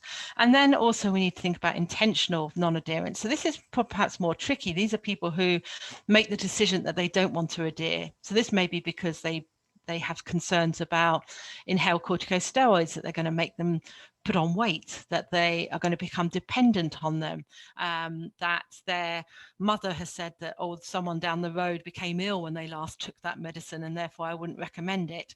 So these are about patients' beliefs, their preferences, and also their motivation to take it. And I think part of that motivation that patients don't have is often they don't understand what asthma is. So it's really important that us, when we talk to patients about asthma, that they understand that it is a inflammatory disease, that there are, sometimes I will even talk to my patients about these blood cells that do go into the lungs and are causing havoc in there and causing the airways to become inflamed and angry and make the airway very swollen and makes it very difficult to breathe, and that we need to set up like a sheet of armor around the lungs to prevent those blood cells and allergens and things like that people breathe in getting into the airways and causing these reactions. And this is where the inhaled corticosteroid is so important. So it's about talking, it's about understanding, and understanding what patients think about the needs for their treatment and what their concerns is. And this is a framework looking at perceived needs and concern. And what we know, if patients understand what the need is for their medicines, so they're really brought on board everything you've said, everything they've read about what asthma is, what the medicine would do, and then we can actually help to remove any concerns they have about the medicine, so about the side effects, that we can give it to them in a way that we're not going to lie to them, but we can give them the true facts about what the concerns are about the medicines. And if we can balance that, so instead of the concerns being the major issue, we can rebalance it and have the need being really important and the concerns less of an issue. And if we do that, we can really help to improve adherence in our people with asthma. So how does this relate to people with COPD then? So with COPD, again, is the third leading cause of death globally. We have, the biggest risk factors here around smoking. So as our role as pharmacists, very much to help to reduce patients from smoking, help them to quit smoking. We can think about raising public awareness really of indoor and outdoor pollution and occupational dusts and chemicals, and we need to do this. I think as a population, all of us need to understand the risks of occupational and outdoor pollutions. And it was really interesting, Dr. Hassan, showing sort of pictures of London, and even today, not that I've been to London recently due to the COVID pandemic, but even today, full well that you've had a day in London by the fact you feel dirty. Obviously, London is nowhere near like it was in those pictures, and it's there's a lot of work going on to improve the air quality within London. But quite interestingly, a family of one of the a 12-year-old who died recently of asthma has actually changed the law so that her death certificate could actually have air pollution as a cause of death. And this was quite a massive change really within the UK law and sort of death certification. So again, in COPD, we have excellent guidelines, and we have the GOLD guidelines, which is the global obstructive lung disease guidelines, which are very clear really on the management of COPD. And very similar to really what Dr. Hassan was saying is that, you know, we must remember that asthma and COPD are not the same disease. They may sometimes present with very similar symptoms, but the management and the treatment and the medicines that we use for COPD are very different to asthma. So I've already said, and Dr. Hassan has said, that asthma is a eosinophilic airways disease. Really, every asthma patient, in my mind, should be on an inhaled corticosteroid. And this is what the GINA guidelines are very much promoting, that really every patient with asthma should be on an inhaled corticosteroid, because that's going to prevent any airway remodeling and support patients with day-to-day symptom management and prevent exacerbations and death. Now, in COPD, it's different. Largely a neutrophilic airway disease. There are some people who do have eosinophilia, and that probably is somewhere between 10 to 40% of people with COPD, but it's largely neutrophilic. And therefore, the medicines that we use in people with COPD have to be tailored to the patient. And personalized care within COPD is as, if not more important than people with asthma. And of course, COPD is an umbrella term, like Dr. Hassan said. You know, it isn't a disease in its own right. Underneath, there are different phenotypes, and therefore each of those phenotypes of people with COPD may need different treatment. And this is what GOLD has tried to do. So of course we have to have a confirmed diagnosis of COPD, and then we need to make sure that we are guided the treatment to where we should. So inhaled corticosteroids, actually, in people with COPD, if you follow the GOLD guidelines, only appear in the top right-hand quadrant of a patient D. So they are very symptomatic and also are having hospital admissions or exacerbations. And those are the patients, the phenotype of patients that require inhaled corticosteroids. We can also check blood eosinophil counts, and I do this day to day in my practice to see if actually if patients do have a raised blood eosinophil count, and we generally in the UK are using 300 as our marker, then those patients really should be on an inhaled corticosteroid, because they are probably the phenotype of patients that will require inhaled corticosteroid. But what we see is actually we probably over rely on inhaled corticosteroids nationally. So this is just a news bulletin really of a study that I found in China, where again they are over relying too much on inhaled steroids. And if you look at the UK, this is just a diagram showing the variation in ICS prescribing for people with COPD across the UK. Now, there are pockets of patients really who perhaps, you know, have worked in coal mines or hosiery factories where perhaps the incidence of COPD is higher, but that doesn't really make it clear why there is such variation across the UK.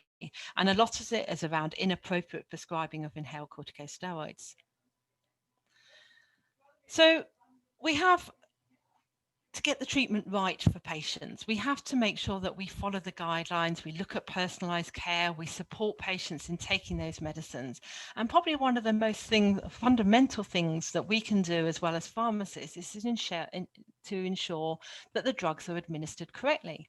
So I put it to you that if you had a patient who couldn't swallow, you would make sure that they had a syrup or a suspension, or we may have to use intravenous if we're in hospital, but we would care that that administration of that medicine is important. Now, using an inhaler is about drug administration. It is as basic as that we need to support patients to ensure that we improve lung deposition of the medicine. All the clinical trials and the guidelines that we have to support these molecules, these medicines in people with asthma and COPD will just fail and fall down at the last hurdle if we don't get the inhaler technique right. Yet time after time after time, we see studies showing that errors in inhaler technique are frequent.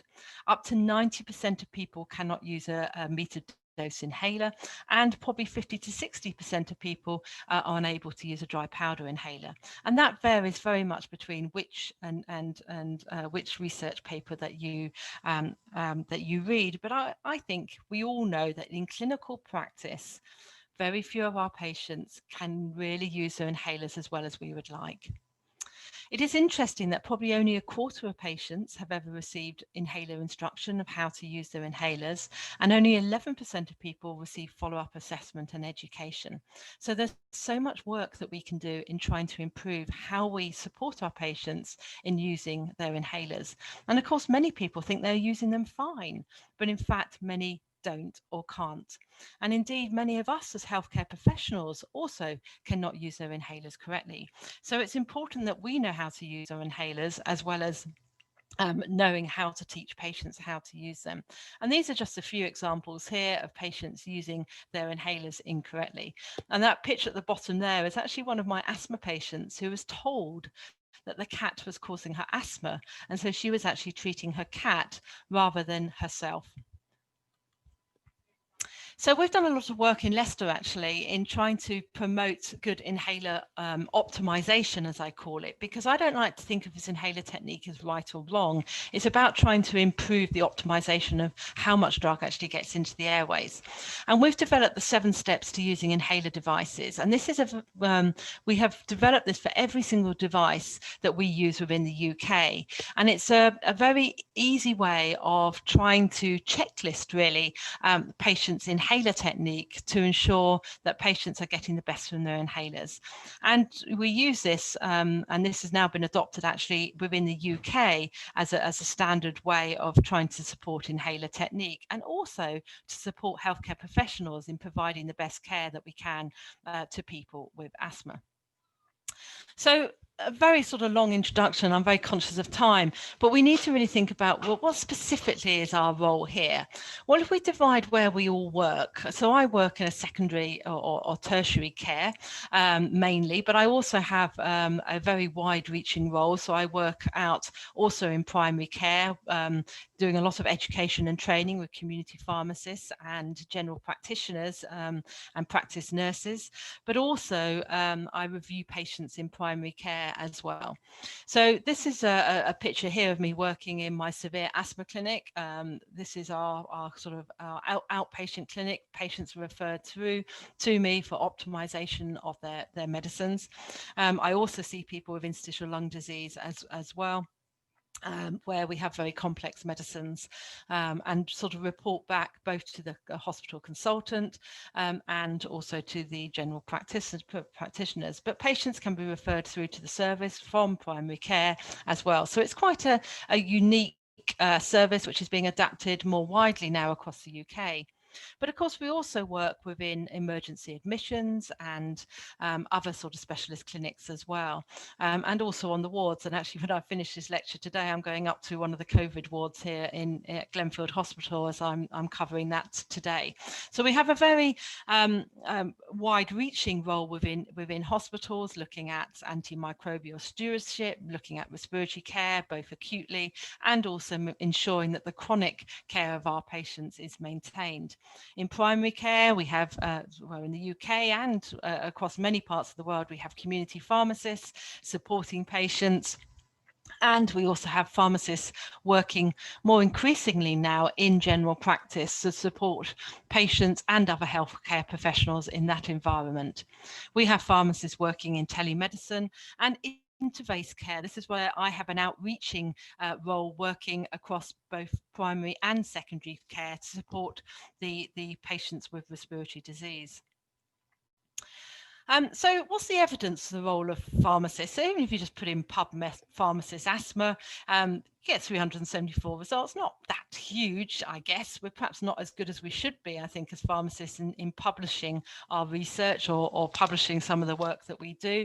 But I think what you can see is there's a very clear increase in publications over time, and likewise a similar picture in COPD, which I think is really encouraging to really sort of show that our role as pharmacists working in both asthma and COPD is on an increase, and we're beginning to get better at publishing some of the work that we do. So I wanted to share some of these publications with you, just to give you a bit of insight. So this is a recent systematic review meta-analysis published actually last year, 2020. And this is in people with asthma and COPD, looking at adherence both in terms of using medicine, patients taking their medicines, and as well as inhaler technique. 13 studies were included. I think 12 ones were sort of meta-analysis. And what they actually showed that the intervention group, where the pharmacists were working in study settings such as hospitals, community pharmacists and telepharmacists, that there had a positive effect, which was significant on medical adherence and also on inhalation technique in both people with COPD and asthma. And you can see that from the forest plot at the bottom there, that all the studies really were very much promoting the intervention group. Now, there was huge variation in these studies of how they were conducted, and there's quite a lot of study bias, I think, within the studies. But I think we need to take the positives from this study around the fact that actually patient-focused care for both in asthma and COPD, and particularly in COPD, actually, which came out very much when you did sub-analysis on these papers, were very much supporting the role of the pharmacist. This may be a study that you're more familiar with than I am, actually. This is a study in India. They set up pharmacist-led counselling sessions, which were typically for 15 to 20 minutes. They gave patient information leaflets, and they looked at medicine adherence or compliance, dose and frequency of medicines, smoking cessation. So it's a very sort of complex intervention. Unsure, I think, to really say which element of this was important, and perhaps all of it was. We really don't know. So it was a complex intervention, but really was only for about 15-20 minutes, which is very much can be built into our practice, and with support from the wider healthcare community, and perhaps being funded for these services, can be worthwhile. So they conducted 5 counselling sessions over a 2-year follow-up period, and the clinical pharmacist-led intervention reduced the cost of medicines for COPD patients by up to 30%. And if you took into account the cost of the pharmacist, it was about 26%, while improving quality of life for patients. And you can see here that at the control group, the costs with between the control and the intervention at baseline, very, very similar costs for the patients. But actually at 24 months, you can see the control group had a much higher medication cost compared to those costs in those which had the pharmacist intervention. Now, this isn't just about money. Of course, money is extremely important in today's healthcare, but I think the outcomes in terms of quality of life for patients is really important. And in fact, patients who had a more severe COPD, actually the costs were greater. And the pharmacist costs, they were calculated at US dollars at $3. So I'm glad I think I work in the UK, because I think I get paid slightly more than that. So but it just shows that actually 15-20 minutes of a pharmacist time is very cost effective in supporting our patients with asthma and COPD. This was another study that was published in the International Journal of Pharmacy Practice, and this actually looked at 22 studies, but they weren't all just for respiratory. So they looked at diabetes, they looked at cardiovascular disease, hypertension, and the role of pharmacists in supporting adherence. But there's 4 studies in looking at respiratory disease. Again, huge variation in the studies. Both some were asthma, some were more severe asthma, some were sort of COPD. But again, they found a significant improvement in outcomes in terms of asthma control or COPD control, often used the asthma control test, showed a reduction in nighttime awakening in the MOHIS study, and reduction in SABA use, sort of indicating better asthma control. And also reducing exacerbations as well. So, again, most of these interventions were face-to-face with patients, with the pharmacist conducting that review, and again, using very multi-component interventions, so complex interventions to achieve these outcomes. The study that we undertook in Leicester, we called it the SIMPLE study. Again, it was a complex intervention. I recruited 13 community pharmacists in Leicestershire, and we trained them on asthma management and to provide the simple intervention. So they were given a toolkit, and they looked at stop smoking, inhaler technique. They monitored the asthma control. They made recommendations to the GP, general practitioner, for changes in pharmacotherapy. They addressed lifestyle, so weight management, exercise, flu vaccination, and they provided education in terms of a management plan for patients. And we had 125 patients recruited, and we showed a significant improvement in asthma control. 40% of patients reaching the minimum important difference of 3 at the end of 6 months. And there was a gradual improvement throughout the course of the study. We also showed that if we in patients who had an ACT, so they were uncontrolled with less than 20, really that's the group of patients that you want to target in actually improving asthma control. And there was a much larger significance in improvement in ACQ and AQLQ, which measures quality of life in that group of patients.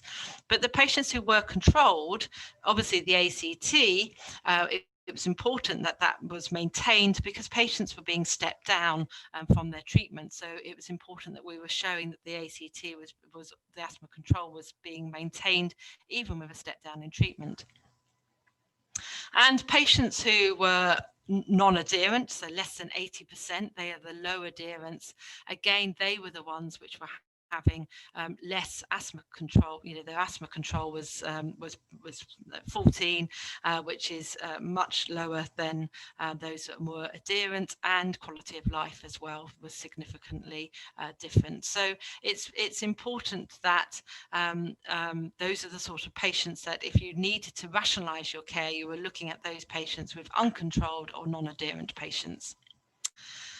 A French study looked at pharmacists and inhaler optimization, and then again, the percentage of patients with optimal inhaler technique rose from 24% before training to 79% after training. And this is really where pharmacists were providing education to improve in inhaler technique with patients.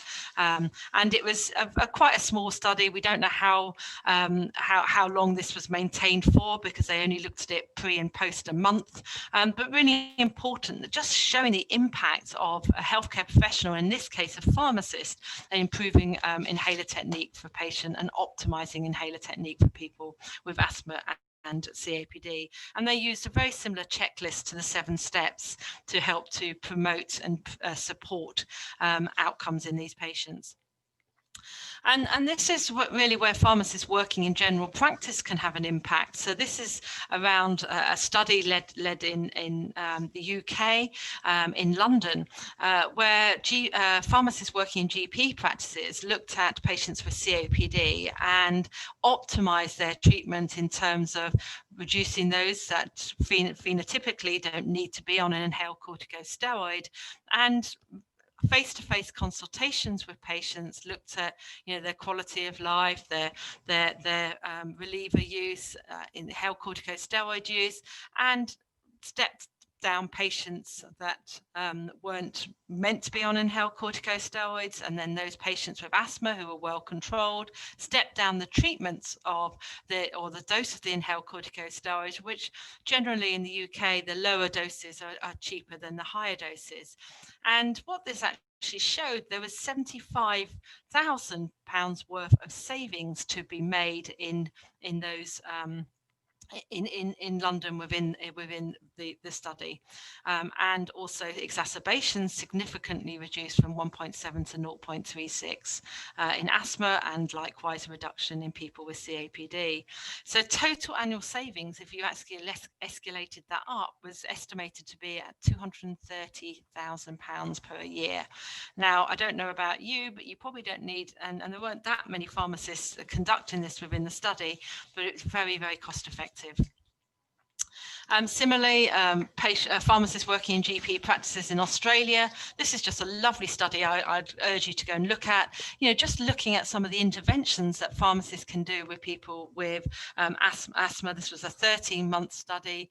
136 patients were recruited into the study, and just looking at the impact of pharmacists providing a face-to-face consultation, looking at the medicines in terms of not just adherence, appropriate medication prescribing, and inhaler tech for these patients. We have also done some work looking at case finding of COPD via community pharmacists. So this is really perhaps more around the preventative agenda. And again, I think this is important for pharmacists, for us to think about what we can do to try and perhaps case find, but also help to ensure that patients get treated earlier in their disease. And this was a study by David Wright, who was published in the International Journal of Pharmacy Practice. This is a UK study. They recruited, they screened really 238 patients. They used the handheld spirometry, which measure the FVC6. So they can't be used really for diagnosis, but they can be used for screening. And what they found, that they found that 50% of those patients that screened were identified at risk of COPD, and those patients could then be referred on to those patients to their GP or to a diagnostic hub for proper diagnosis. And it's possible that those patients may not have been diagnosed until much later in their disease process. And we know that from many studies that show that up to 30% of patients delayed seeing a GP for their COPD after first noticing a cough and production of sputum for 10 years.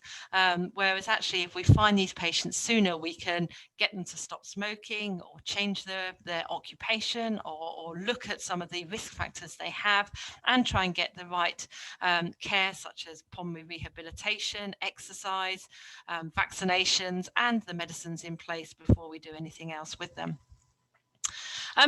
Very briefly, because I'm very conscious of time, but we can't forget antibiotic stewardship. And I think all of us, not just working in respiratory, whichever area of healthcare we work in, even as us not working in healthcare, working just as the public, we have a responsibility to ensure that our antibiotics work for many, many more years to come, and that we are mindful of antibiotic resistance. But of course, in pneumonia, asthma, COPD, tuberculosis, we all need to make sure that, again, us as pharmacists, where we work in community, hospital, GPs, research, all are very clear of making sure that antibiotics are used at the right time for the right patient in the right way, and patients adhere correctly to them, particularly in those patients with TB who are on them for a chronic number of time, are used appropriately.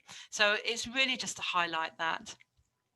And there are many opportunities for community pharmacists, particularly in antibiotic stewardship. And that's just an example there on the right of some of the roles that have been put forward in helping to promote antibiotic use. And gosh, how can we do a talk these days without even mentioning COVID-19? It's been a very traumatic year, I think, for us all. We're hitting our second peak here in the UK. So I think we've got 16,000 people in the UK dying each day at the moment. We're under huge pressure for our services. As a frontline hospital pharmacist, these are some of the work that I'm doing. I'm probably mainly involved with developing treatment protocols and medicines management. As I said, I'm off to the ward in a moment to join the ward round and to be reviewing the patients who are on high flow oxygen and CPAP. also look at antimicrobial stewardship. We've got many new medicines. We're starting to use tocilizumab, an IL-6 medicine now in the UK from the CAMP trial. We're using also other medicines such as remdesivir, antiviral. So it's making sure that these medicines are being used appropriately in the right patient, again at the right time. It's a common theme here. And again, managing drug shortages and just providing that medication expertise to the rest of the clinical team. And then in the community, you know, huge impact on community pharmacy services with COVID, you know, making sure that patients are being managed and correctly, that they're still getting the medicines that they need for their chronic diseases, and, you know, making sure that, you know, patients with symptoms of COVID are being sent to the right place to be, or to being told to self-isolate. And you know, more increasingly now, all the pharmacists in the UK are being involved in the COVID vaccination programme. The high street pharmacists are starting to offering Oxford COVID vaccine next week. This has actually already started to happen. This is last week's news bulletin. Again, even myself working within the hospital, I will help be the pharmacist on certain days, helping to support the hospital vaccination hub in making sure that reconstitution of the vaccine is correct, looking at the risks and clinical governance and providing support to the other members of the team. So, you know, huge impact on pharmacists really for vaccination as well. And very similar to Dr. Hussain finishing on air pollution, we have to address air pollution worldwide. You know, I think, again, it's a fantastic role for pharmacists. The International Federation of Pharmacists, FIB, produced a document back in October 2020, really highlighting the emerging role and professional service for pharmacy in air pollution. That's that latest report. Please go and read it. Please think about what you can do individually as pharmacists to help to reduce air pollution and to really publicise the importance of air pollution in respiratory health. At the moment, it's reported that only 5% of pharmacists currently proactively discuss the impact of air pollution on their patients' respiratory health. And it's a great opportunity to us to have a leading role, I believe, in helping to prevent the future respiratory disease.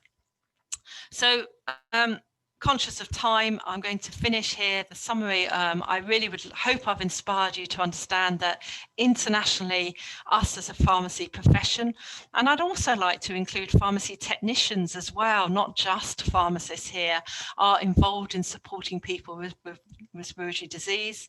We have a vital role in improving medicines optimization in people with respiratory disease, and that's about helping to ensure guideline adherence, but also to ensure that those guidelines, we phenotype our patients, we help with the ensuring that the patients understand the medicines, we support medicine adherence and inhaler technique, reduce risk to our patients by making sure that the medicines are being used appropriately.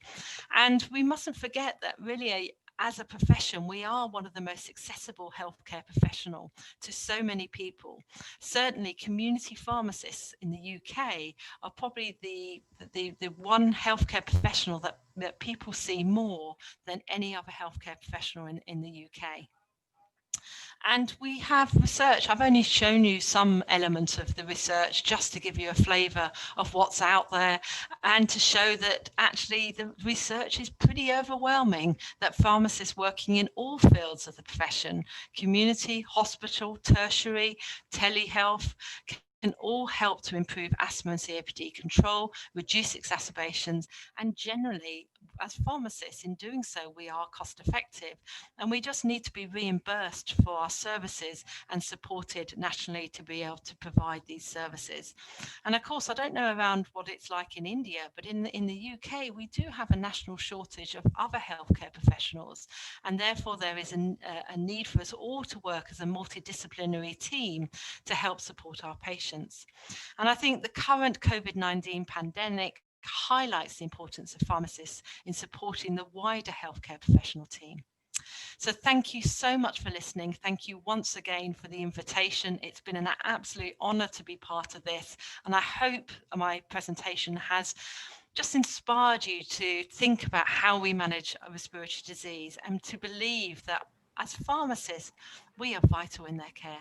Thank you very much. Thanks a lot, madam, for such a wonderful presentation and valuable inputs. We have many takeaways from the session. Your opinion matters to us so that we implement and come back better.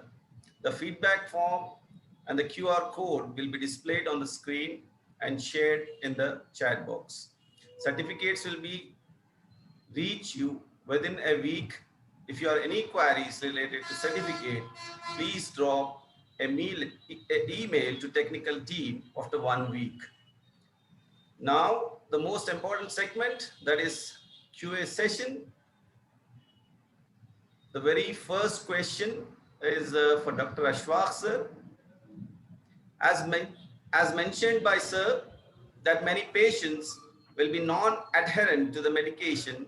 How to overcome this problem, sir? Well, I thank you for the question. I did touch upon this, and I think the first thing that we need to understand as physicians is that we may sometimes overestimate the patient's understanding of the disease, because we sometimes get so much bogged down in the complexities and all that, we tend to overlook certain fundamental things. The second thing is, in pulmonology practice, I can speak for myself and several other people, sometimes we lack that focus to kind of explain to the patients step by step, the 7 steps of the inhaler technique that was brilliantly put forward here. So what we have done is we have charged our PFT technician with the task of counseling the patients about the inhaler technique. So this man is fairly well trained, and he will actually, whenever the patients are waiting outside, and once they come in, he will screen them, and then once they come in, and then they will go out with the prescription, then he will take over from there, and he will look at the device that they're using. He will produce an identical placebo inhaler from our stores, and then he will check the inhalation technique, and very patiently he goes through that. So I would strongly recommend a dedicated person for this kind of a thing, because however much time a clinician might want to devote to this, it is sometimes just not possible. So people who are pharmacists, who are in the picture, they can actually, students of pharmacy can probably come in, drop in, lend us a hand, maybe do some studies based on the inhaler techniques that they are finding deficiencies in.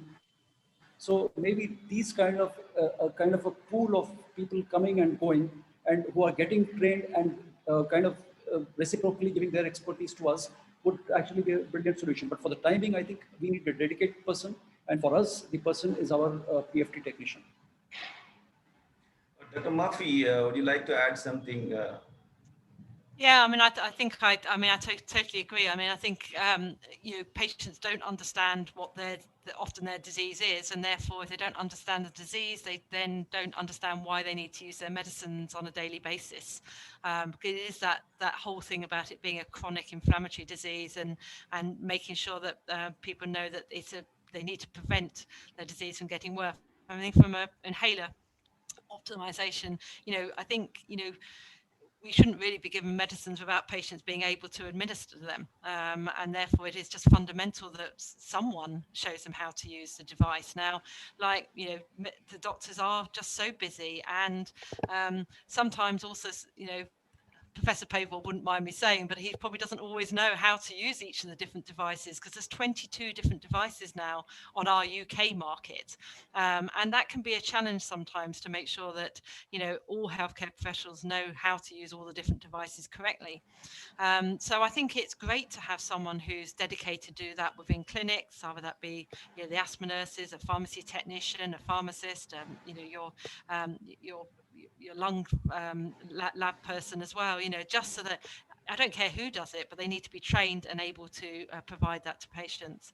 And then, use the community pharmacists as well, if you have that set up within your healthcare, to follow those patients up, so that they have ongoing education about the importance of the inhalers and importance of adherence. Moving to the second question. The question is for Dr. Murphy. Madam, first aid to be provided for an individual suffering with acute asthmatic attack.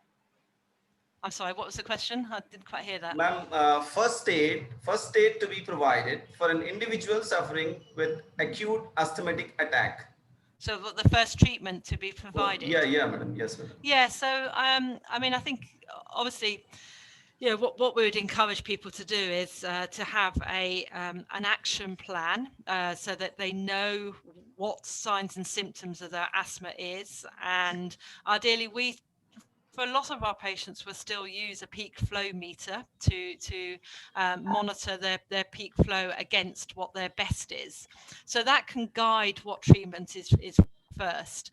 So it depends on how severe the patient is. If we're talking about a moderate or severe exacerbation, then really the first thing you want to do is think about making sure that if it's required, that we start to treat that eosinophilic inflammation, and therefore patients are given a sort of prednisolone, an oral corticosteroid, if it's severe enough to warrant that, and then they have the salbutamol acutely to help with those symptoms. But what we don't want is people sitting at home with an asthma exacerbation, not taking it seriously, not knowing what action to take, and often just sort of puffing away, if I use that phrase, on their salbutamol. And this is when we end up in our patients dying of asthma often, because they're treating it at home with a nebulizer or just their MDI and maybe a spacer of salbutamol, and not really treating the underlying cause of asthma, which is where the steroids come in. So I think the question, I hope that's answered it, but it obviously does depend on severity. Obviously if patients are coming into hospital, then, you know, they're more severe, and we will look at, obviously still prednisolone first line, but still look at things like magnesium and other treatment as well. Thank you very much, madam. Dr. Ashwaf, sir, would you like to say something about the first aid? Yes, see, the thing is, we now encourage a written asthma plan for all our patients who are literate and able to adhere to those kind of written instructions. But we also spend some time with our, let us say, people who are not in that class of educated people. And we do it in the local language, in the regional language, and we explain to them the basic difference between a reliever and a controller. But of course, now things are becoming a little bit complex, because now you are no longer permitted to use the reliever with as much freedom as you once did earlier. And in fact, the 2019 guidelines became even more stringent on that. And they said that every time you use a reliever, it should be backed up by a controller. So that's to the extent of which the GINA guidelines have changed. 2019 was a pretty drastic change. But coming back to your question, if the patient is able to handle things at home with the written asthma plan, or if the patient needs to reach out to us, again, we have got certain helplines that are in these days, which are extremely important. But we set them a particular level of task based on their, and a PFT technician, as I said, he does a jolly good job of this.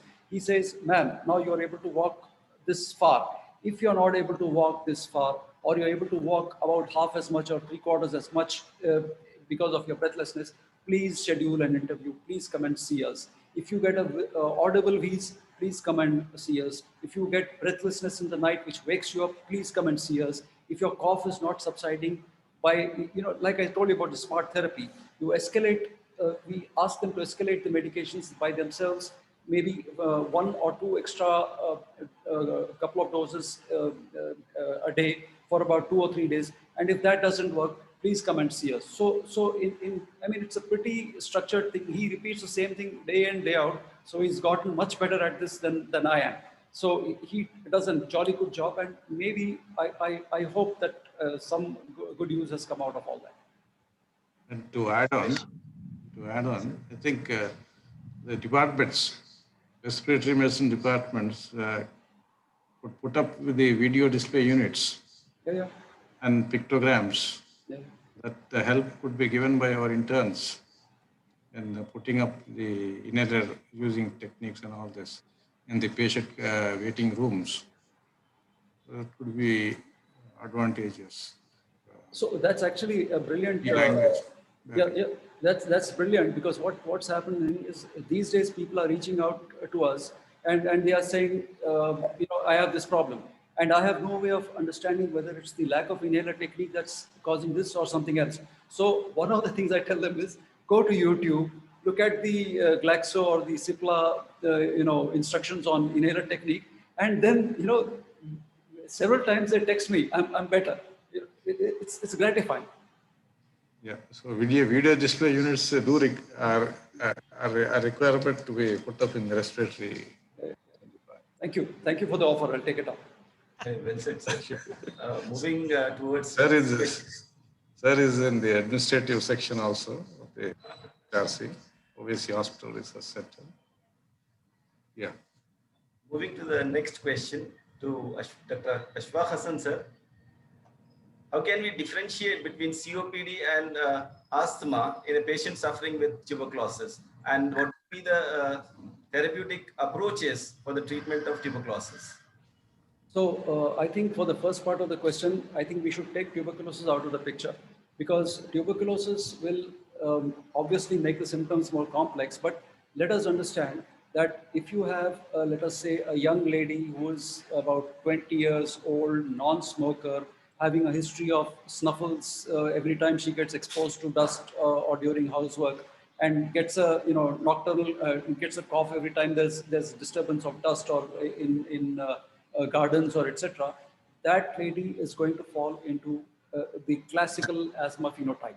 On the other hand, the chronic smoker who has been smoking for maybe a couple of decades, and he gets a cough, a regular cough with expectoration, gets up in the morning tight, has to expectorate, cough out, and then he feels better after coughing out. And then as the day progresses, he again starts feeling worse. So this is a classic chronic bronchitic man. The third phenotype, or the second phenotype of COPD, I should say, is a man who is barrel chested. He looks very pink, and he classically breathes hard while he exhales, he purses out his lips, and that's a classical emphysematous person. So in actual terms, there is not much difficulty in differentiating asthma, COPD, whether it's chronic bronchitis or emphysema. And if tuberculosis should supervene, let us say on asthma, the asthmatic symptoms will remain. They probably get a little worse according to the recent studies by Dr. Sandeep Salvi and his team. But in essence, the symptoms are not altered.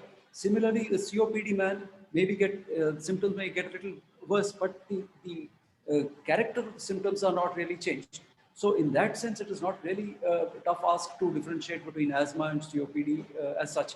The difficulty comes in a person who has asthma, but he or she continues to smoke, and he develops COPD later on. And in this particular patient, you have the asthma and you have the COPD both. So these guys, regardless, you remember the little box that Dr. Anna Murphy showed you about A, B, C, and D groups. So regardless of whether the patient falls into A, B, C, or D, if the patient has had an asthma kind of start from the beginning, he or she qualifies for an inhaled corticosteroid. If these things don't happen, then in COPD, the corticosteroids are given only to the D group as of now. But it's my very, very strong prediction that in the not too distant future, even the C group will be eligible for the inhaled corticosteroids. Why? Because we appear to have overestimated the risks of pneumonia in this group. And now the big studies like the ETHOS study and the other studies are coming in, they are really kicking in. And for the first time, COPD which was viewed as from a nihilistic lens. Like you did it to yourself, we can't do much, we are going to treat your symptoms, be content with that. That kind of outlook is changing. For the first time, a drug has been shown to alter the mortality of COPD, and that drug is in fact a triple drug combination of glycopyrronium, indacaterol, and the corticosteroid. So this is news for the future. Thank you. Plus we've also got, in COPD patients with eosinophilic airways disease. So, we will be targeting those patients not just with inhaled corticosteroids, but possibly moving up to IL-5 inhibitors as well. So this whole view that, oh, well, it's a person with COPD, we can't do anything for them, it's complete rubbish. And you know, it's really important that we, you know, it's just about getting it right for the patient, isn't it? And just making sure that we've got the right treatment for the right patient. But certainly there's lots of new treatments coming out really for people. So there's a very interesting slide. I've never let go of that. It's a very old slide. It's the NIH definition of COPD, which actually is the most pessimistic definition you could actually think of. So I always show that particular slide in the presentation, and then I show the, you know, what is the recent translation of, you know, the infusion of optimism into the definition of COPD. Yeah.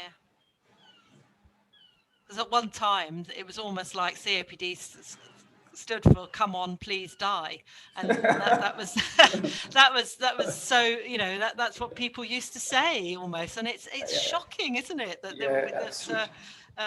that was the thought. So it's so important that we all just work to improve the outcomes for patients. Moving on to next question, madam. This question is for Dr. Murphy. What is the UK government doing and has done to reduce the cost of inhalers and other dosage forms used in COPD treatment on industrial level that India can follow? So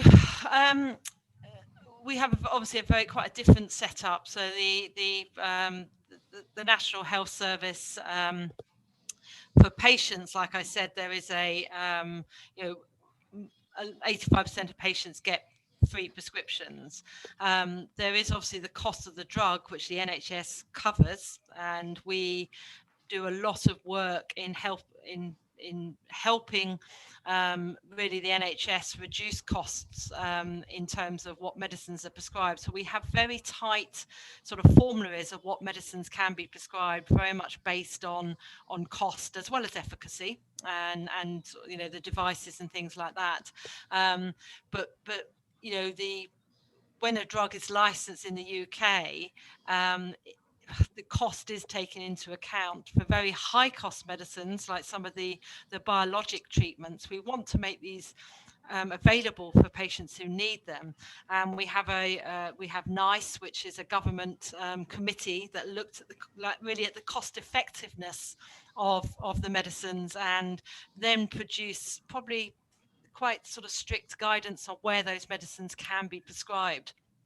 And it can then, really the prescription is restricted to that cohort of patients, and is very tightly monitored as well. So like for asthma with perhaps, you know, Xolair, the anti-IgE, patients have had to have 4 courses of steroids in a year. They have to have got, you know, obviously within the license of it, so the appropriate IgE and the weight. They have to be shown to be adherent to their inhaled corticosteroids, which is interesting.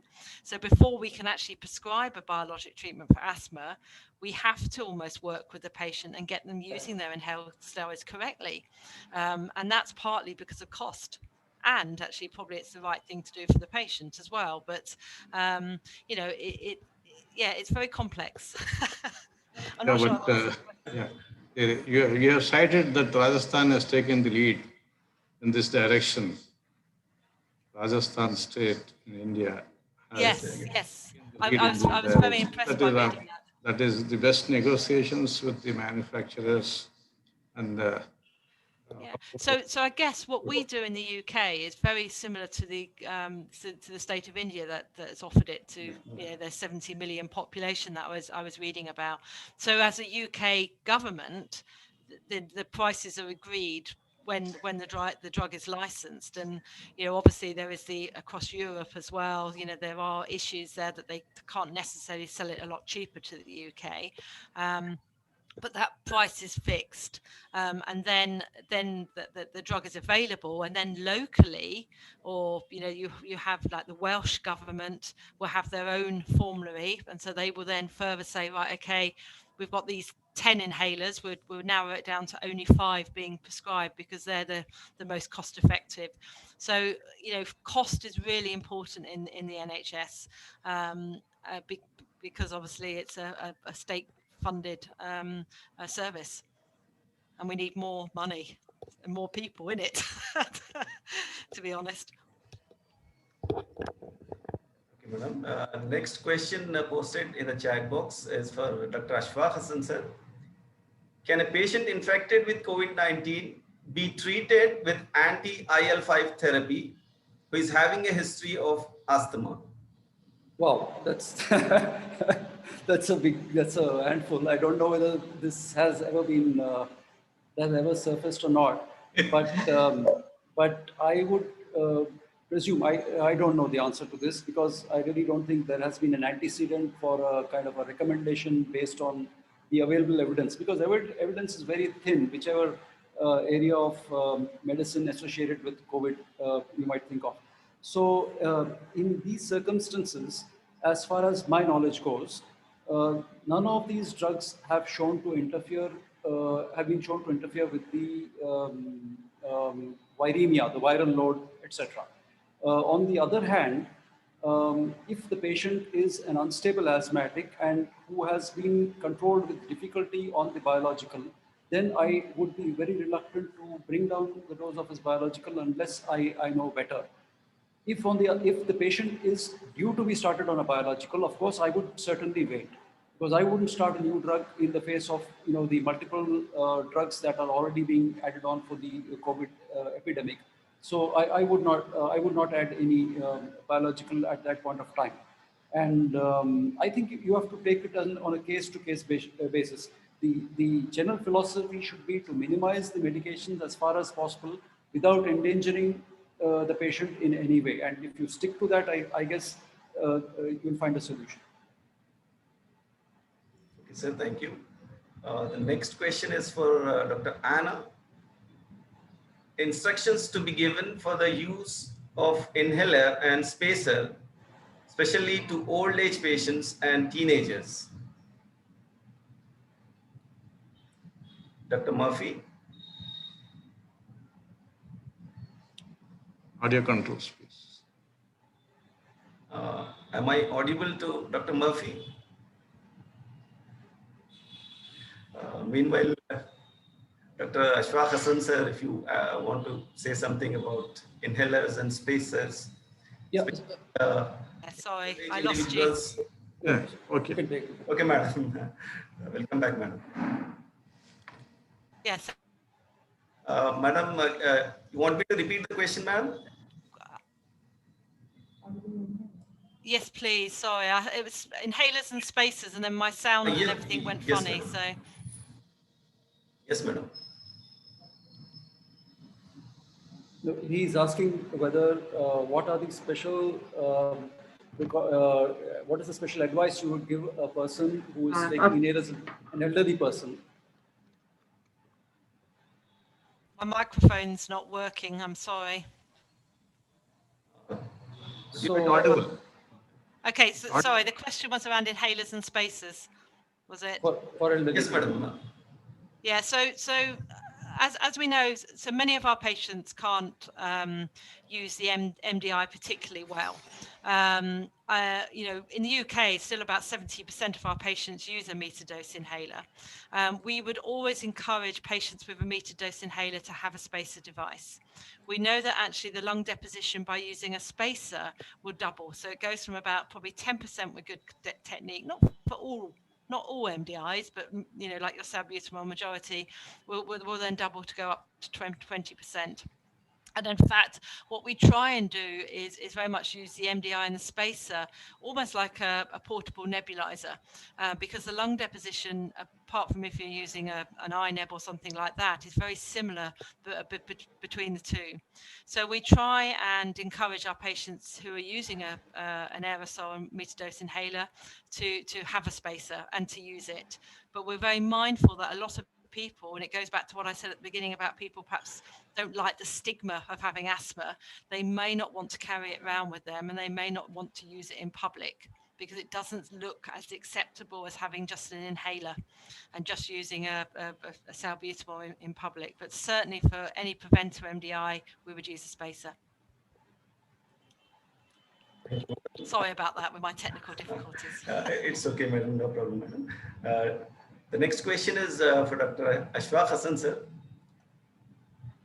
Role of acetylcysteine in relieving the symptoms in the airway disease. Well, this is thank you for the question. It's a pretty good question. Now, this is a very funny molecule because on paper it's got a world of benefits. You know, I mean, it's an antioxidant, it's a mucolite, it works in many ways, beneficial ways we don't understand. It works in reducing radiotoxicity. It works in reducing the toxicity of some of the other medications. So it's got massive effects. But as a mucolytic, in the doses that we prescribe, it probably hasn't fulfilled its potential. But the role that it has been proposed in is in COPD, where you actually use N-acetylcysteine to minimize or reduce the risk of future exacerbations. How it does that, we don't really understand. The first study about this came, I think, about a decade ago, when it found that it reduces the admissions of patients who are brought to emergency. Such of those patients who were on N-acetylcysteine did not get admitted into the hospital. So that was the first one. But that one thing led to another. And today it has been positioned as one of the medications that has been used in the category D of the gold guidelines in COPD. But on an off-label basis, I think a lot of pulmonologists are using it in many of the chronic bronchitis who have mucus expectoration, especially with tenacious mucus that they're not able to expectorate properly. So that's the off-label use. The COPD use, as I said, there is the gold guidelines have already issued some recommendation for that.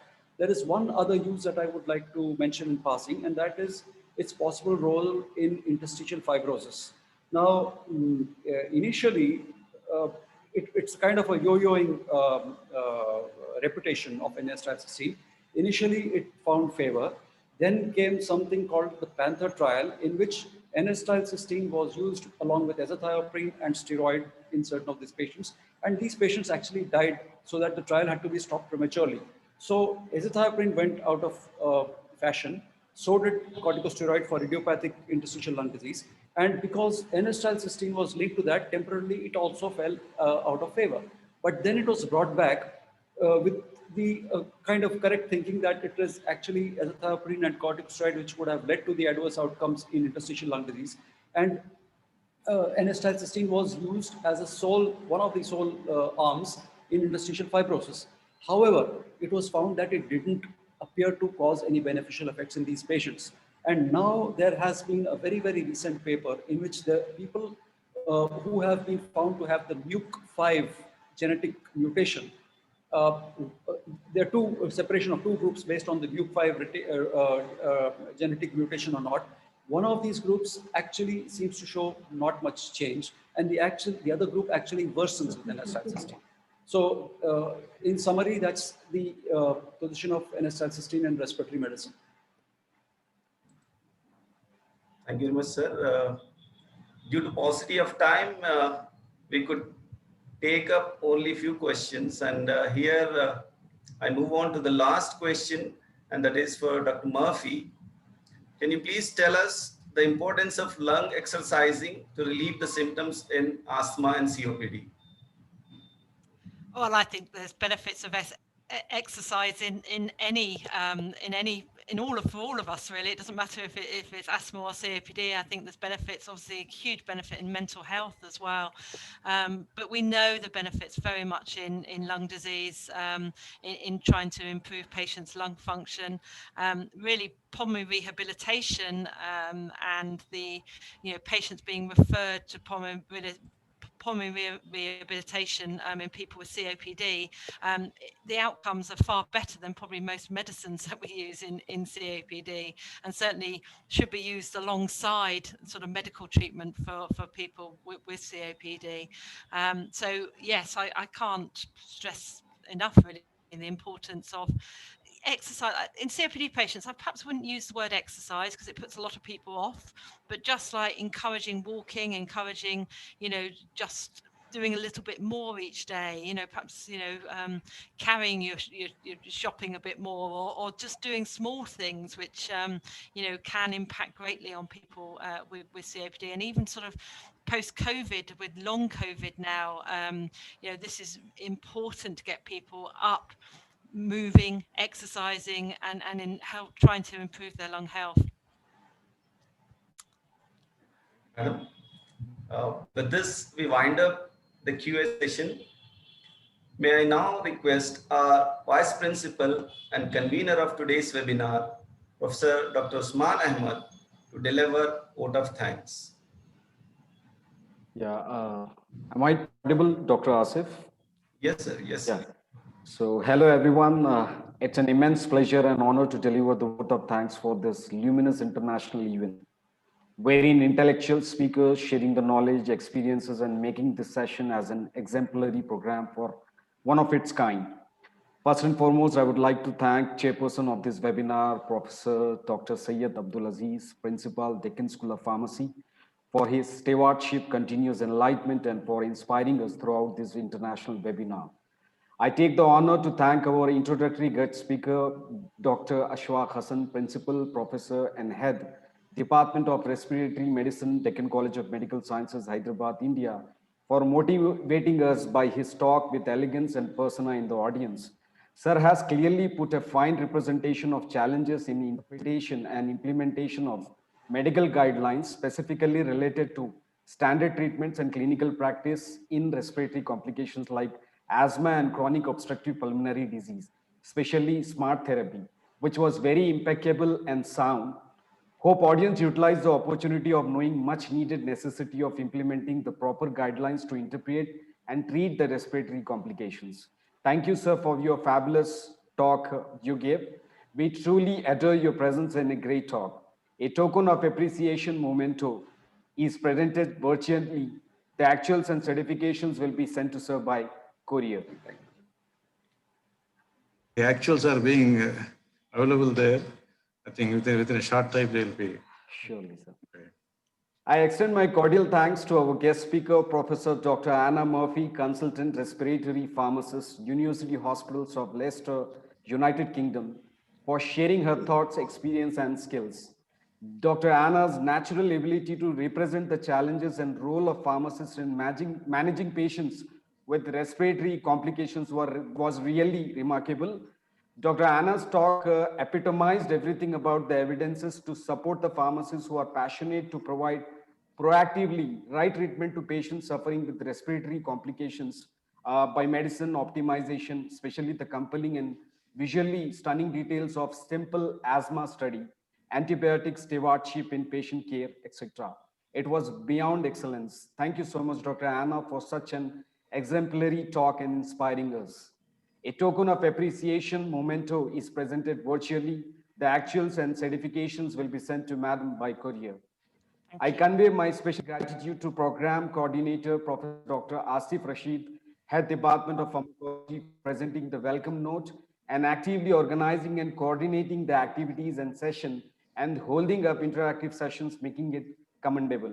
I now thank the organizing secretary, Professor Dr. Azmatunisa Begum, Department of Pharmacology, for introducing our guest speaker, excellently organizing the activities and making it commendable.